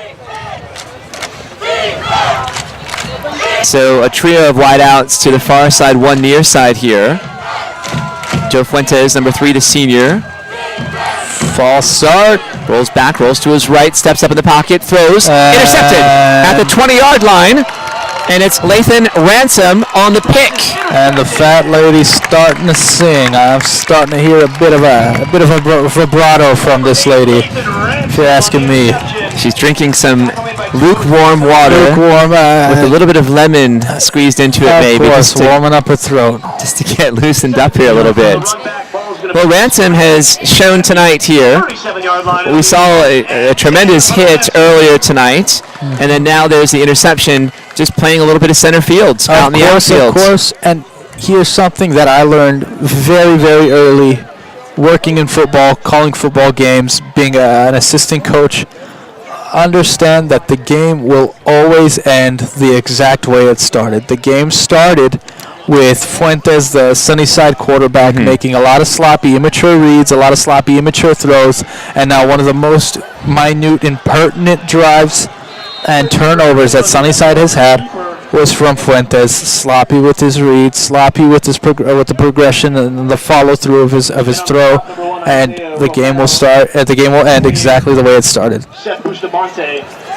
Well, you see some toughness there from Rodrigo Nieto, who spun his way out of a couple of tacklers, and he actually picks up a yard on the play. Number 55, Carlos Camacho, the junior, gets the tackle. 2nd down and 9. Nieto in the shotgun. And they're going to call that false start. There we go. And so some movement on the offensive line.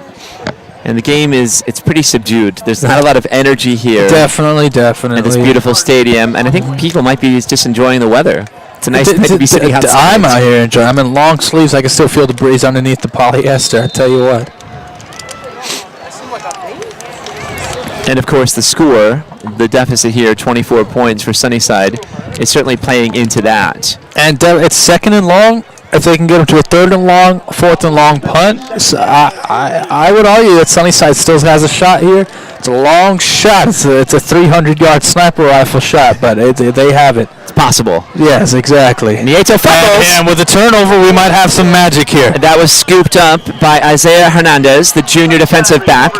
We've seen a lot of fumbles. The ball has been on the turf a lot here tonight. 5 or 6 times, I would say. Sunnyside not able to capitalize, but there they can finally get a fumble recovery, and they're set up in great field position at the Lancer 35-yard line. And here's the thing you got to understand about that mistake that happened on the 10-yard line on the 3rd possession of the Lancers when they was 14-0, and the 10-yard line, Nieto, the quarterback, had a sloppy exchange with Robinson, and there was a fumble. The ball got put on the deck, and Bijan Robinson had to recover that fumble. They had to settle for a field goal. Now, Sunnyside is inside the 50-yard line already. It's 24-0.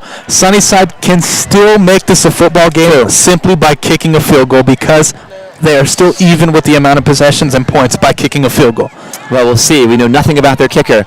Ball is deflected there, and it was number 49, Andrew Sayer, the senior linebacker, on the deflection. So just slightly underthrown. He had a target going down the field intended for Elijah Wyatt, but just underthrown. And what we haven't seen from the Sunnyside play calling, from the offensive play calling, we haven't seen those motions to uneven the symmetry of the offense to an inside run. We have yet to see that. The only time we saw that was they went in the 2x2 butt back set, ran a fullback dive, and that's the most we've seen from the interior run game. And here we go again. Misdirection here. Fuentes on the keeper, comes near side.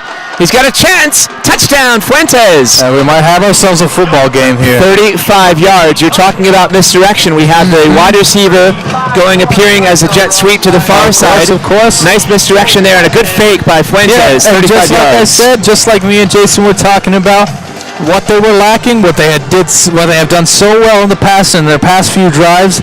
The misdirection handoffs, inside run, they did that there. They ran it to perfection. And if you're the Salpointe defensive coordinator, what you have to do to offset that, the mistake that they're making, and what my partner colleague here, Jason, kind of complimented Madrill on, was when he shot upfield and he covered such a good amount of field laterally. When you're such a gifted athlete, you can do things like that. But when you run away from Gabe Madrill, and he shoots directly upfield, and there's a 5-yard gap in between the line of scrimmage and a guy like Madrill, the interior run lanes are open. They're the size of the Pacific Ocean. So like I said, these defensive ends, the interior linemen, have to stay home, do a nice job of sealing every single gap, A to C, and making sure that Sunnyside cannot reach any of these interior lanes. Not anymore. And that's also the thing, is football is such a staircase, it just builds off of itself. The staircase effect offensively from that is everybody's inside now. Now we can start trying to let Fuentes do a little magic with his arm, start trying to see if we could beat these receivers one-on-one out routes, one-on-one curls, one-on-one slants. This is how it builds off of itself. Well, I have been impressed by Joe Fuentes. We've seen the wheels, and we've also seen some nice passing and some toughness from him. And I think you're pretty prescient for being able to predict what they needed to have done, which was misdirection and then running it up the interior. And then Fuentes, with the speed, was able to bounce it to the outside. You hate to see from Sunnyside's perspective, they burned a timeout there. They're going for a 2-point conversion. They may need that later. I would say. Fuentes rolling to the right under pressure. Lost to the corner. Touchdown. And a flag down late for roughing the passer. It'll get enforced on the kickoff. The conversion is good. The receiver is down, and we'll see if we can detect who that target was. Joe Fuentes rolling to the right under duress, and he lofted the ball to the corner, and it is Jose Silva on the catch on the 2-point conversion. So 24-8. Well, that's a gutsy call from Roy Lopez and Sunnyside, and it paid dividends. Personal foul for roughing the passer. Hit on the quarterback. Penalty will be enforced on the kickoff. And just like I said before, twice the double entendre here, a broken record. I'll repeat myself all night. There was a mistake early in the game inside the 20-yard line from Salpointe's quarterback with a sloppy exchange. Had to settle for a field goal. Now that Sunnyside has gotten that 2-point conversion, it's 24-8. They're down 16 points. At any one of these 3 drives, these 3 possessions that they have to do to come back and tie the football game, they could settle for a field goal. They still score 2 touchdowns, and now they're up by 1 point. A mistake can mean the football game for either team, and kids, all the kids watching, all the coaches watching, you have to remember something like that. Well, let's think about this. It was a fumble recovered by Sunnyside here at about the 30-yard line that set this whole drive up for them. And it was a quick drive, and it was Joe Fuentes on the 35-yard touchdown run. Of course. But then think about the end of the first half when Sunnyside was knocking on the doorstep here on a 4th down and a couple yards to go, and that botched exchange on the wide receiver reverse. If they were able to score a touchdown, we'd be looking at potentially a 24-15 or a 24-16 game. Squib kick here goes to the line of scrimmage, and a nice return here by number 38, Christian Vasquez, who brings it across the 45 to the 46. In my opinion, that's not an instance where you pull the trigger. That's not an instance where you have the haymaker, the onside kick there. Because of the roughing the passer penalty, they're kicking the ball off the 50-yard line. Like I was mentioning, how important a field goal could be in any one of these 3 possessions. They could have kicked it deep, pinned him inside the 20-yard line, gotten a 3 and out, gotten a punt inside the 50, they could kick a field goal from that. That's not an instance where you want to kick an onside kick. I don't think it wasn't an onside kick. If it was an onside kick, it was poorly executed. Yeah, it looked conceived. like it from my end. Bijan Robinson now to your side, lowers the shoulder across the 45, a gain of 10 on the carry. But when you just had a nice play here, you've just finally broken the threshold or the seal on the scoreboard to put 8 on the board. And then you give Salpointe the ball 1st and 10 from their own 45-yard line. You can't do that. You cannot do that. And like I said, if you're pushing pennies, you're only making pennies back. If you're pushing $100 bills, you're making $100 bills back. But when you're pushing $100 bills, you're also losing $100 bills. Encroachment here. Offsides going against the Blue Devils. It was Seth Bustamante, number 28, the senior defensive end. A little bit jittery there, near side. And another penalty. Like these little penalties, they're like cuts. You can die a death of 1,000 little tiny cuts. Of course. And that's honestly what it's looking like. They're getting cut with a push pin, and they're starting to bleed out. Nice catch there. Andrew Jacobs. Well, Jacobs, a pair of touchdowns tonight, a fumble recovery. He is the favorite target of Rodrigo Nieto. Is Jacob, 6'1", 180, the senior. 22276. A superlative effort here tonight by number 11. Shirt tails tucked out. Is that a rule, Art? Does that shirt tail have to be tucked in here? And here's the thing. We've seen Ezekiel Elliott straight up show his lower abdomen from guys like Jacobs over here wearing a nightgown on the football field. And I gotta be honest, I have no idea. Because I've seen it enforced to where a player's jersey is tucked out too much. It's not tucked in.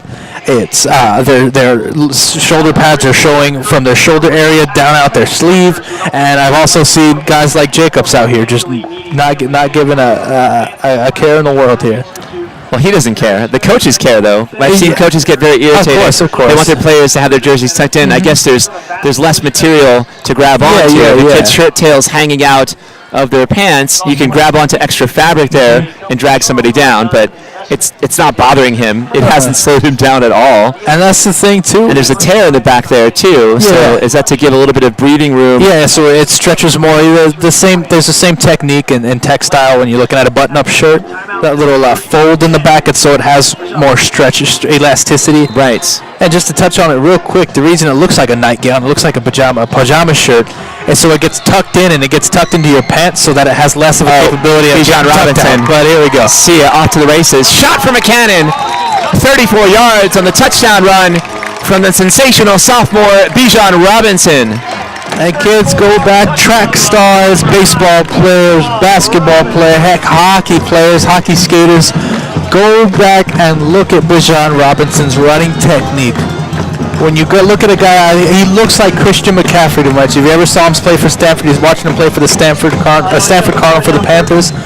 Look at his running form when he takes off in an instance like that. Shot out of a cannon is what Jason described it as. The only thing moving are his four limbs, both of his legs, both of his arms. The entirety of his torso, his neck, and his head are completely stand still. He's more in essence, aerodynamic when you run with that technique, but in a sense, it's less energy, there's less fatigue that goes, there's less wear and tear that goes into the body when you're only moving four limbs at a time. And Bijan Robinson, amazing. I cannot stress this enough. He is one of the best backs I've seen in a long time. Well, the comps, everyone is comparing to Kadeem Carey, the legendary running back from CDO, who is the all-time leading rusher at the University of Arizona. And we'll get your thoughts about that comparison, how appropriate, how apt you think that is, as Michael Sanchez here on the extra point is up and good. Now Salpointe, 31-8 here, bouncing back very resiliently here, making a statement to Sunnyside. But Robinson, he had the momentum coming for him and the acceleration. You saw there like a cheetah flying out of the backfield with a couple of steps. He's able to go from 0 to 60, as it were, in just a fraction of a moment. But how appropriate do you think that comparison is to Kadeem Carey? Are we talking CDO Kadeem Carey? CDO, no, CDO Kadeem Carey. In all of his glory? Yes. When you go back, I was just a little young buck watching this kid play, but from what I remember in the film I went back and studied, when you watch a kid like Kadeem Carey, he's more. Do you ever watch rugby players? The play happens from sideline to sideline. Kadeem Carey, in essence, replicated that type of a mindset. He would always read every play from a power, a blast, a zone, a dive, anything. He always read it. If you looked at his eyes, inside out, A gap to C gap, and what that did was it set up all of his shoulders were parallel with the line of scrimmage for the entirety of the play. But also what that created was, where Bijan Robinson does a nice job of doing as well, what that created was at any minute he could shift his weight to one side of the field while everybody was keying on him, facing their shoulders towards him, and at any minute of the field he could just dip right outside. You're out of position, he would take off right around you. Bijan Robinson, of course, does that like any good running back does. But to me, just like I said before, he's got a bit more of Christian McCaffrey in him simply because he's such a patient runner. He's not a hungry wolf. He's He's a little sly fox, a little sly raccoon. He'll let everything happen in front of him, and at the last second, he's taking your bag of Cheetos right underneath your legs. A patient runner. A patient runner. I think Kadeem, one of the things that I recall from him from his days at CDO was that he was physically, his stature was larger. There was more mass and more muscle mass. Massive legs. And we saw Bijan earlier today, and I could see some echoes of that kind of like physical stature and size. But Kadeem, to me, was different in one regard. He would run backwards. So as soon as he hit the line of scrimmage, he would turn and he would keep those legs pushing backwards and was able to move piles. So I think physicality-wise, I don't think Robinson's there yet, but he's only a sophomore, so he has the potential of putting more muscle mass, putting some time and dedication in the weight room to get to that point. But one thing that I've seen, what you're talking about, how fleet of foot, how nimble he is, and how quick he is in changing direction, a la Christian McCaffrey, who you referenced several times here. Of course. Very nice. So 3rd down and 6 to go here for the Blue Devils of Sunnyside. Those beautiful white uniforms that they have, the jerseys, the pants, and they've got just accents of midnight blue on the shoulders and the numbers, the decals, which I like, stitched onto or fastened onto the helmets. It's clean, it's sharp. Definitely, and like I was just mentioning to my wife earlier before watching the USF Bulls play, the Illinois Fighting Alini is their mascot.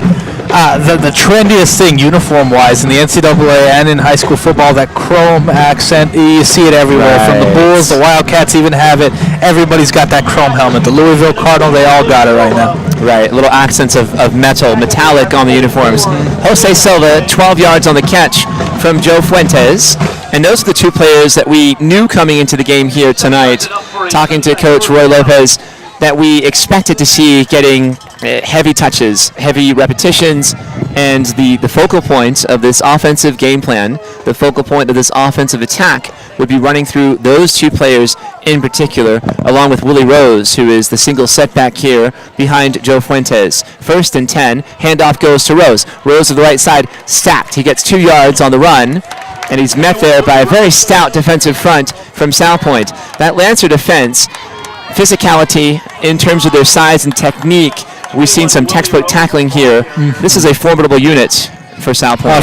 Of course. And this is a bit of a stretch, a bit of a broad comparison, but to me they look a lot like a healthy Seattle Seahawks defense to me.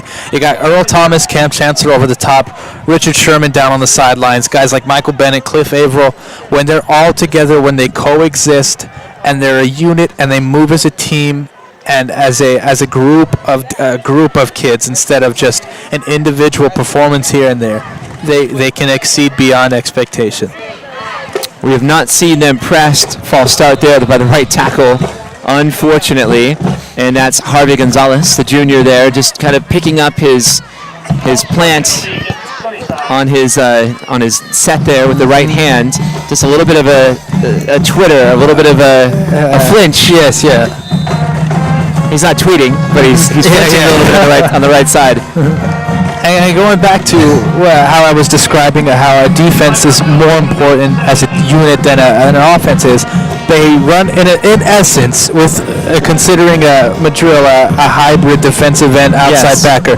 They're an odd front. When you run an odd front, the schematic of an odd front is it goes gap by gap. There's not everybody that. Let's give this a second. Let's let this breathe. Sure. Okay. When you go gap by gap in a defense, every player is responsible for every single gap, from the cornerbacks, the safeties, the defensive ends, the defensive tackles, the linebackers. All 11 guys are responsible for one gap. What that entails is that you have to, if you're responsible for a single isolated gap, you have to have your discipline out the roof. It has to blow out of proportion the discipline that it takes for a single player, especially young men like these Lancers. You have to be as responsible as you can be. You have to be out of the mind. I cannot stress to you enough the type of patience and responsibility it takes to run an odd front with young men, high school kids such as these. And for the most part, the Lancers have done an amazing job with it. There's a bit of hiccups here and there, but it's more or less just it doesn't look like they have a lot of field time with it. But for the most part, the score is 31-8. It's yes or it's no. It's black or it's white. And right now they're yes, then they're black. Yeah, I see it. Very binary, ones and zeros. Of course. We haven't seen those corners and those safeties pressed yet, and it's no slight to Sunnyside, and it's no slight to Joe Fuentes, who has played very well here, managing the game for the Blue Devils, carrying this team on his back offensively. But they don't have the weaponry, I don't think, to stretch this defense vertically, and that's something that I'm curious to see. Is when Salpointe's defense, when they are challenged by a fleet core of receivers that can run vertical routes with a quarterback that can deliver with strength. And you know I'm talking about Cienega coming up on the 28th of September in that heavyweight matchup, which is Ali Frazier or the biggest match, Canelo Alvarez versus Triple G. There's an interception, deflected and picked off, and it's 27, Arturo Alcaraz, the senior. Alcaraz, the interception off the deflection. So I was talking about safeties, I was talking about corners. Alcaraz, the linebacker there, playing back in coverage, a fortuitous bounce, but he's right there to pick up the interception. A lot of turnovers here tonight. On both sides for potential both turnovers. teams. But that's the thing about a turnover is when you're walking in a dark hallway, do you use the light to see or do you use the light to keep you warm? Do you know what I mean? It's very much, are you using the turnover to offset field position or do you use the turnover to score? You get what I mean? The Lancers have used these turnovers to score, and all that the Blue Devils have done with these turnovers is offset field position. Well, we use the light in our hallway to keep our children, to give them some security, some semblance of peace and calm, because a little bit sketched out by the dark. The electric bill has gone up, so now we've got night lights in the bedroom. So I'm not sure, like, the little 10 watts analogy versus the light analogy, but I kind of think I know what you're saying. Yeah, you understand what I mean. Hand out to Robinson now. Oh, so fast. Almost broke that one to the house, but 10 yards on the pickup from Bijan Robinson.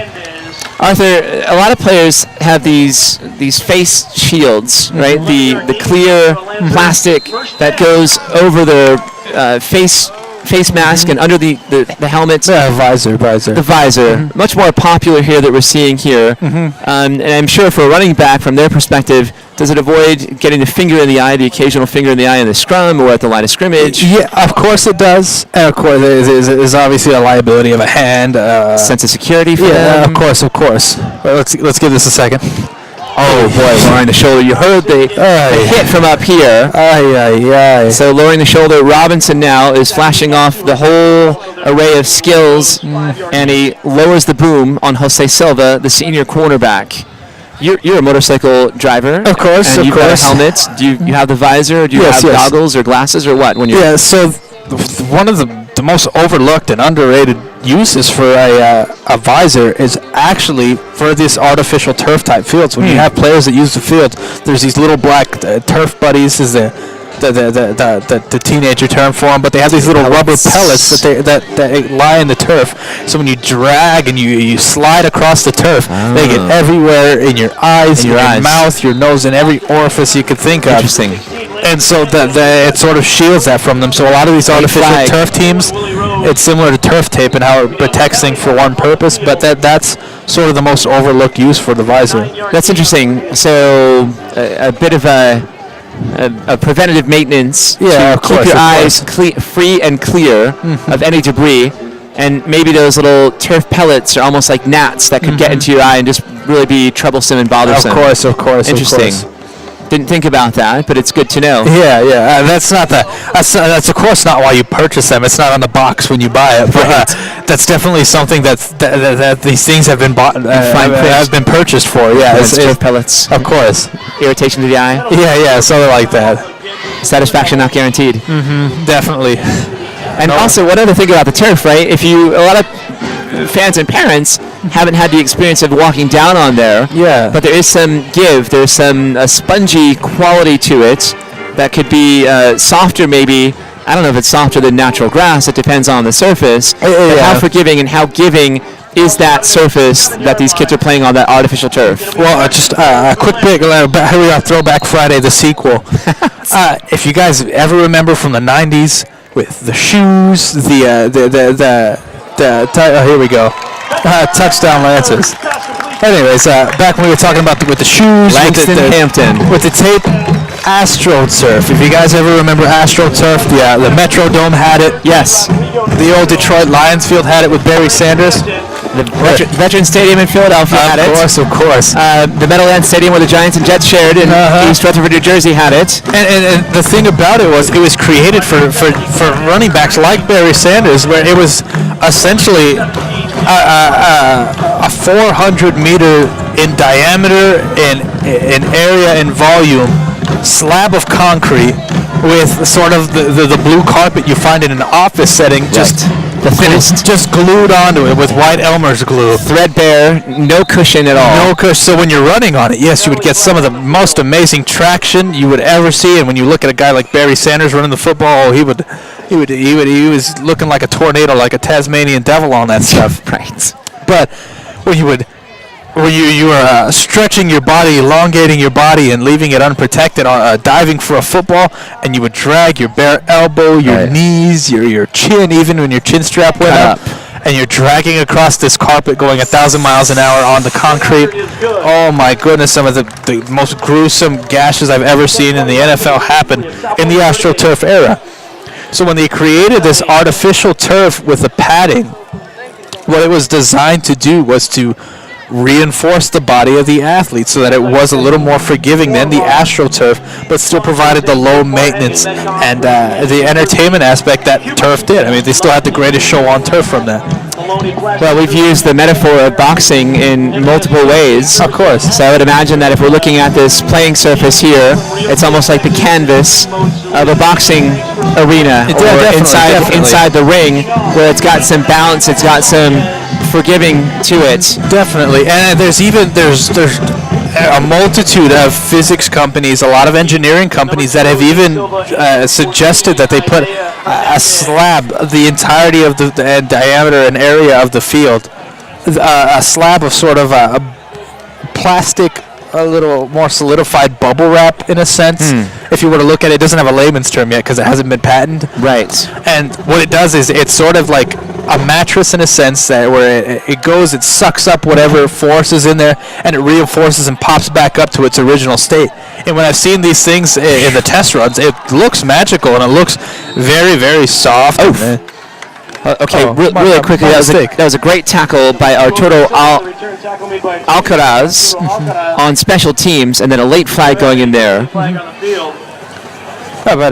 Continuing what I was saying about the turf, of course, the turf would get reinforced with that slab of plastic bubble wrap, and from the tests I've seen from it, it looks magical, but of course, expensive. It would be expensive. Costly for a high school. Definitely. For most high schools, all high schools really, to absorb that kind of a cost. Going into their capital improvements budget. Yeah, of course. From the administrative perspective. And just one more bullet point, I have to talk about everything just because of how much I care about all this ridiculous non-essential parts of football. But I like it.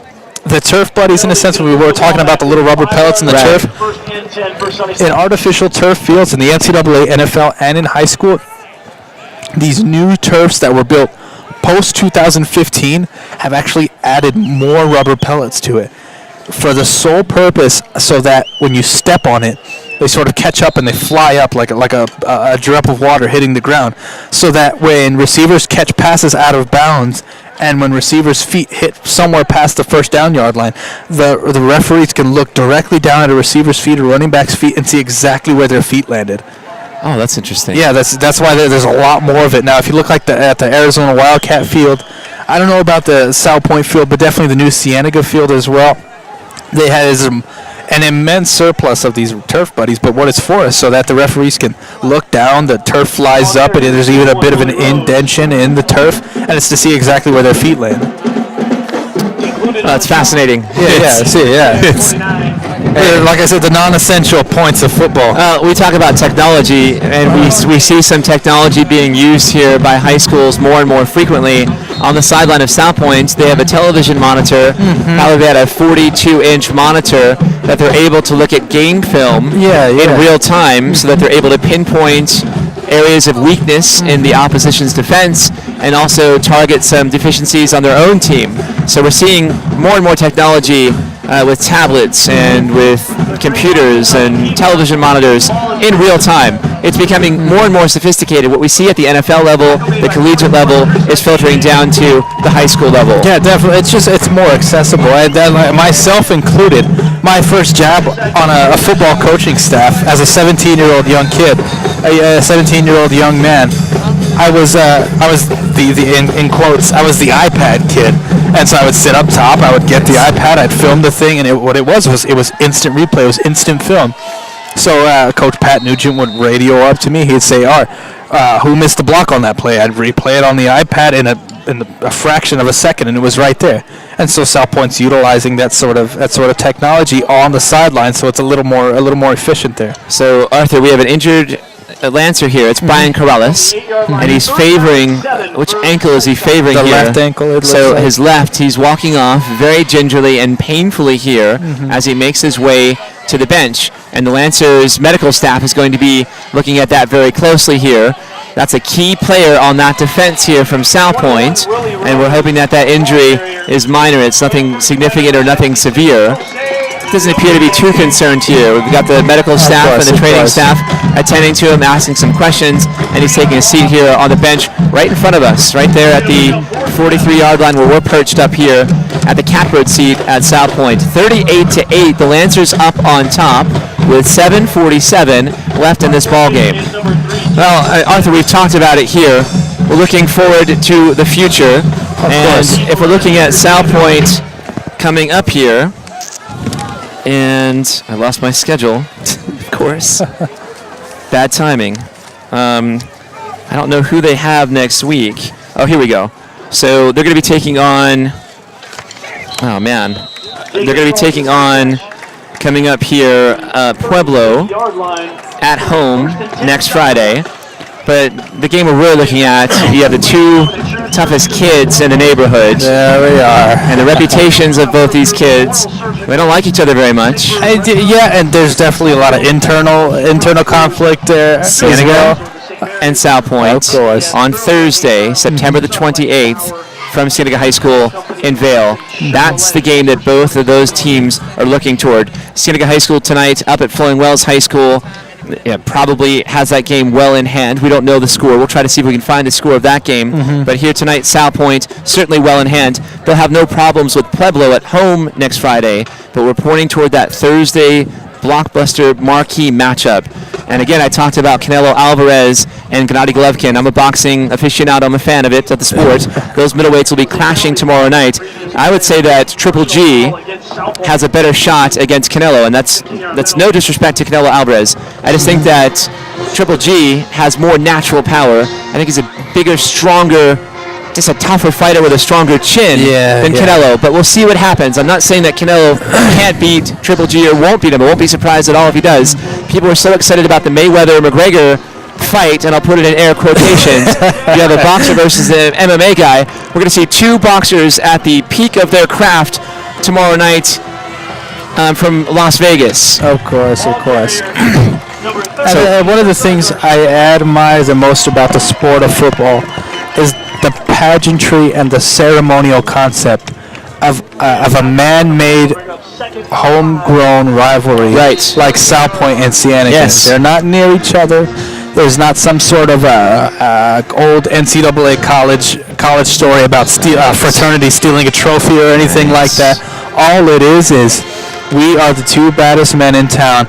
And of course, if you want to be the best, you have to beat the best. And these teams are constantly at the peak of their performance, and they have to beat and outscore and outshine one another to be able to shine in the state playoffs. I agree. Handoff goes to Cesar Garcia, number 33. So it's nice to see some of the reserves here now getting some action, and he picks up a first down here. Well, you can also look at another element where there are two former Salpointe Catholic Lancer quarterbacks. Number 12, Adriel Alvarado, who is in Cienega's record books in many different categories as a passer from sophomore, junior, and senior year, so a 3-year starter at quarterback. And now more recently, the sublime Jamari Joyner, number 11, the senior, who transferred from Salpointe to Cienega last year. 15-1 as a starter at the quarterback position, so there's that dynamic as well. So it's adding a lot of intensity to a white-hot rivalry, I would say. And that rivalry is fostered by the fact that these teams are ultra-competitive. Of course, and that's what you live for in the sport of football. When I had the privilege of working under Coach Niemer Hasse as a player, and when I would sit in on film meetings, and when he would talk to his coaching staff, he would always explain to them that what they loved about football is it's in matchups like this, in matchups where it goes 55-10, a 6-possession gap in games. You could do that, and you could watch that. You could do it all day. But what you live for in the sport of football are those 1 to 2 possession ending games that end in a field goal, an interception, a turnover. That's fun football right there. That's what you live for in the sport of football. I love it. When teams are competitive, that's when the rivalries get to their highest point.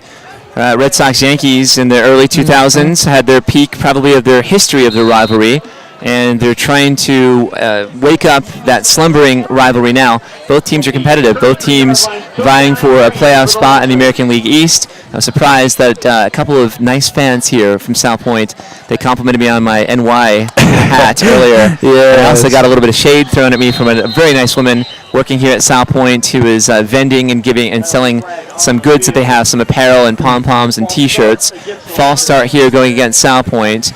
So when teams are competitive, that's when the rivalries are at their best. And I want to preview that matchup coming up on the 28th. That game will be televised on 3 different platforms: on Comcast, Channel 13, on Azteca, on Cox, Channel 61, and on Dish, Channel 14, on Thursday the 28th, game time 7 o'clock. So be sure to tune in and set your watches and your DVRs to film that game. And we, of course, want all the Salpointe Lancer fans, and I know that they will, make that trek to Vail. Only about a big collision there. 2 players hitting one another. It was Derek Bush, number 3, and number 52, Christian Massey, the senior offensive lineman, just colliding into one another. And those collisions are the most devastating because the players aren't expecting them. When you can anticipate the hit, you can protect yourself and shield or cradle yourself a little bit to absorb that blow. That was 2 cars running into one another with having no idea where they were at. Definitely. That's something you don't want to see as a spectator and as a player, but the players are pretty resilient, so it doesn't look like they're too bad. But, of course, that's something you got to look out for. Personal foul against Salpointe. Personal foul here. We've seen a couple of personal fouls here in the second half, which is unfortunate. What it is, it's a lot of built-up testosterone. It's all these reserve players who this is probably most likely their first or second appearance on the field their entire life. Their parents bring out the picture phones. Excited. Yeah, they're going all. Yes. They're all hands on deck right now. Yes. I myself was one of those players. I didn't see the field till week 6. Yeah, you were a closer. You would come in, you would come in to close things out, and you would get some carries at the end of ball games. And that I remember. So 4th and 23, 4:45 on the clock here on a beautiful Friday night on the pristine campus of Salpointe Catholic High School, one of the elite academic institutions in the state of Arizona. I want to thank Phil Grunsfelder and the entire staff here from Salpointe for all their hospitality. High snap there is fielded, and here's the punch. And it's Michael Sanchez there punting, so double duty, the kicker, who was just terrific here tonight. Perfect on extra points, and also the field goal earlier from 26. And you talked about it early. It was early in the game. It stretched a lead from 14-0 to 17-0 for Salpointe, and how important of a component, an element of that is. It may not always be a factor, but in close games, you have to have a kicker who has nerves of steel and the capability of putting 3 points on the board, and sometimes an extra point can be the difference between a win and a loss in a playoff game. Definitely. Sanchez is that kid. Yeah, like you said before, partner, a luxury. A luxury is the term here. That's what the type of kicker that the Lancers have here. He's a luxury. So 4:18 on the clock. Sunnyside from their own 25. Handoff goes here up the middle. It's Jonathan Lopez on the carry. And a gain of 8, maybe 9, maybe 10 actually. Very close to a first down. That band, we have not heard that Lancer band too much here tonight. Now they're striking it up late. Yeah, definitely. Both of my sisters in my family, they were band geeks themselves. And I would sort of give them gags and give them jokes about how the times when we were losing down by 3 possessions, 31 to nothing, and they're over here playing David Bowie, and they're playing Hey Baby, and it's like, well, these coaches are red in the face screaming at us, and it was just a little humorous on our end. I don't mind listening to David Bowie. Yeah. I don't know what they were playing in the band. I listen to David Bowie almost on a daily basis. It's part of my daily regimen. Gets me moving in the morning. So the carry there by Elijah Wyatt. Christian Rawls on the tackle for Salpointe. Christian Rawls on the tackle, number 31 from Salpointe, the sophomore. Maybe making his debut on the varsity here under the bright lights at Salpointe. Good to see the reserves coming in here for the Lancers. And as a coach, you sort of look at these reserve possessions here the way you would watch a preseason football game. Right. It's you've taught these guys exactly what to do and exactly how to do it. Now let's see. It's not so much is he up for the speed of an actual varsity football game. It's can he hit the hole when he has the football? Does he keep his feet moving when he's in a scuffle such as this one right here? It's can they do the fundamental things we taught them? Jonathan Lopez lunging for the first down. I would imagine there are a couple of different facets to getting these players into the game. Number one, you're rewarding them for their daily work. Definitely. Hours and hours on the practice field, in the weight room, in the film room, studying for these moments, right? And you can give them 4 or 5 minutes. Well, those 4 or 5 minutes does mean the world. Means the world to these kids. They're some of my only downs in the sport of varsity football. And they make everything worth it. So the payoff is tremendous for these athletes. 2, from a coaching perspective, you're able to project and see, well, this kid's only a sophomore, but we have a senior here at this position. Can this kid project and fill that role next year? Going for it all here. Far side. There's the catch and a touchdown. So it's a 50-yard touchdown catch. Elijah Wyatt on the reception from Joe Fuentes. And so just like we were saying, these coaches, they foresee the ability of these kids. The safety bit a little bit. He peeked a little bit at the ball. As a defensive back, you want to play your man. You don't want to play the ball. You don't want to play the quarterback. When you look back at that safety, he went to cover it. His chin was up, staring directly at the ball. And the receiver ran right underneath him, put his pinkies together, caught the football, took off for 6. So then a defensive backs coach in the film room, maybe even on the sideline, goes up to him and endears and teaches and takes advantage of this teachable moment here for the safety. He teaches him how to not peek for the ball, how to play the man, not play the ball, and all of a sudden that kid's now he's 1 rep better than anybody that wouldn't have been on the field. Correct. And student athlete, right, being the key term here in that, as the extra point is converted by Mike Davis. So 38-15 here. And a great job there by Fuentes. So he's just going for it, going for broke here. And down by 23 points with 2:07, it's impossible. Even in a video game, maybe Tecmo. But other than that, nothing else. Even Tecmo, I think it's out of reach. Yeah. So we might see an onside kick here, but a good moment there. Elijah Wyatt, 50 yards on the touchdown reception from Joe Fuentes. And Fuentes here with 2 touchdowns. So the running play for 35 yards, which was dazzling early in the second half, to make it a game, to keep the pulse here of the Blue Devils still moving and blipping across that EKG meter. And then here, Joe Fuentes connecting with Elijah Wyatt, just dialing it back. Not the strongest arm, but the guts to go for it here late. Definitely. And just a quick fun fact. Yes. This is the most points the Lancer defense has got scored on them all season. Correct. All season. And it's misleading. It's not their first team defense the whole time through here. And they had a 0 on the scoreboard for a long time. And even with the 8 points that was scored in the top half of the second half, those 8 points, that's the most the Lancer defense has ever put up. Right. So a stingy defense that we saw here, particularly in the first half, where the Lancers were finally challenged late in the first half. They rose to the occasion, but botched wide receiver end around the exchange there on the reverse. Yeah, so 2:07 on the clock here. And there's an onside kick coming. You could tell just by the way he set the ball. Oh, you can see that. Squib kick question mark, or was he going for a very high pop fly onside kick? Well, and he shanked it a bit. Let's go back to that. That's an interesting point. So when Fuentes scored his first touchdown, and it was 24-8, and they had a chance. Okay, I agree with you. Kick the football the way you're supposed to, and ask your defense to come up with a play or to have a 3-and-out stop, and give your team a chance to climb back in the game. So it wasn't an onside kick, and if it was an executed or designed or written up or written on the whiteboard or the chalkboard. And then here we have another one, and it's a squib kick. It's be something. Be an onside kick or be a kickoff. Don't be in between.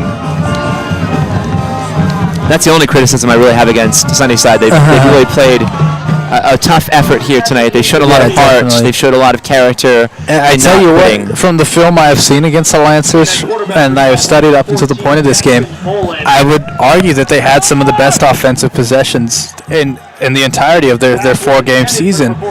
Specifically, they pranced down the field right before the half. Of course, it was ended. It sort of took the heart out of Sunnyside. Right. But that was one of their better drives of the entire season against the Lancers. So something to build on, and you're always trying to look for reasons for being optimistic, and for both coaching staffs here. Cesar Garcia, the junior, on the carry, picks up 3, maybe 4 on the carry. So again, teachable moments, you talked about being supportive and consoling and fatherly in the locker room. Well, these coaches, when they go back and look at the film from tonight's game, I think you have both coaching staffs that have some positive traits and attributes and things that they've seen in real time on the field. The kids, they're going to see a different perspective, right? We're up here well above the chessboard. We can see all the pieces moving out here on the gridiron, and when they look at the film, and they can break it down and put it in slow motion, and they can isolate specifically players, where they're at, here's what you should be doing. So a lot of positives on both sides. Of course, a coach is going to see negatives as well, and they're going to try to firm up on that. And I've heard players saying it's a roast session, where kids are being called out for missing assignments or missing blocks or missing tackles or making mistakes or not holding the football the way it's supposed to be cradled. A myriad of things that coaches can pinpoint and say, come on guys, we've got to tighten these things up. And that's the worst part about it. You'll learn it as a young athlete. The film does not lie. Right. It's right there for everyone to see. It does not lie. You are exposed of course. in front of everybody, all of your teammates and all the coaching staff.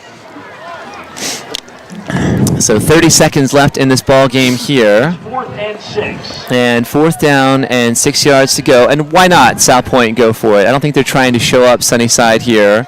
They try to run as much clock as they can. And a little bit tried to go for a bit of a hard count there. And maybe a punt. Maybe we'll see a pooch here from a pooch kick from the quarterback. And maybe a delay of game. Oh, a late timeout here. Timeout. So just running clock, and now I think we'll see Salpointe punt the football. Yeah, definitely. And trying to rub Sunnyside's nose in this one. This is a great effort here, so I want to congratulate both teams on a remarkable effort and energy and resiliency. And we've seen some great athleticism, some beautiful plays here, which is the epitome of high school football. These kids are making tremendous plays, and the game is so sophisticated, and the crowd here was terrific as well. So it'll be 38-15 when it's all said and done, Salpointe. And again, the Lancers will host Pueblo next Friday. Next Friday night, you and I will be back on Bobcat TV, broadcasting the Seneca Bobcats. We got the band back together. Taking on Tucson High School. So another great matchup to look for.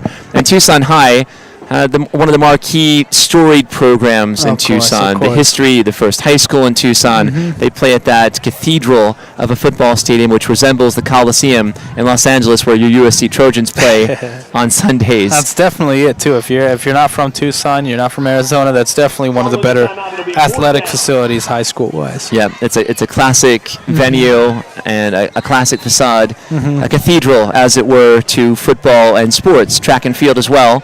So that game game will be played at a neutral site at Rincon University, and I've heard that Rincon has new artificial turf installed on their field as well. There we go. So what used to be grass forever and a steep pitch in the center of the field with a bit of a mound and then trickling off to both sidelines, I think we'll have a level playing surface, hopefully, and the artificial surface at Rincon, if what I was told is accurate and correct. So next Friday night, 7 o'clock, Bobcat TV, and we want to make sure that you guys are tuning in for that game. Yeah, definitely. Heck, I'll be there.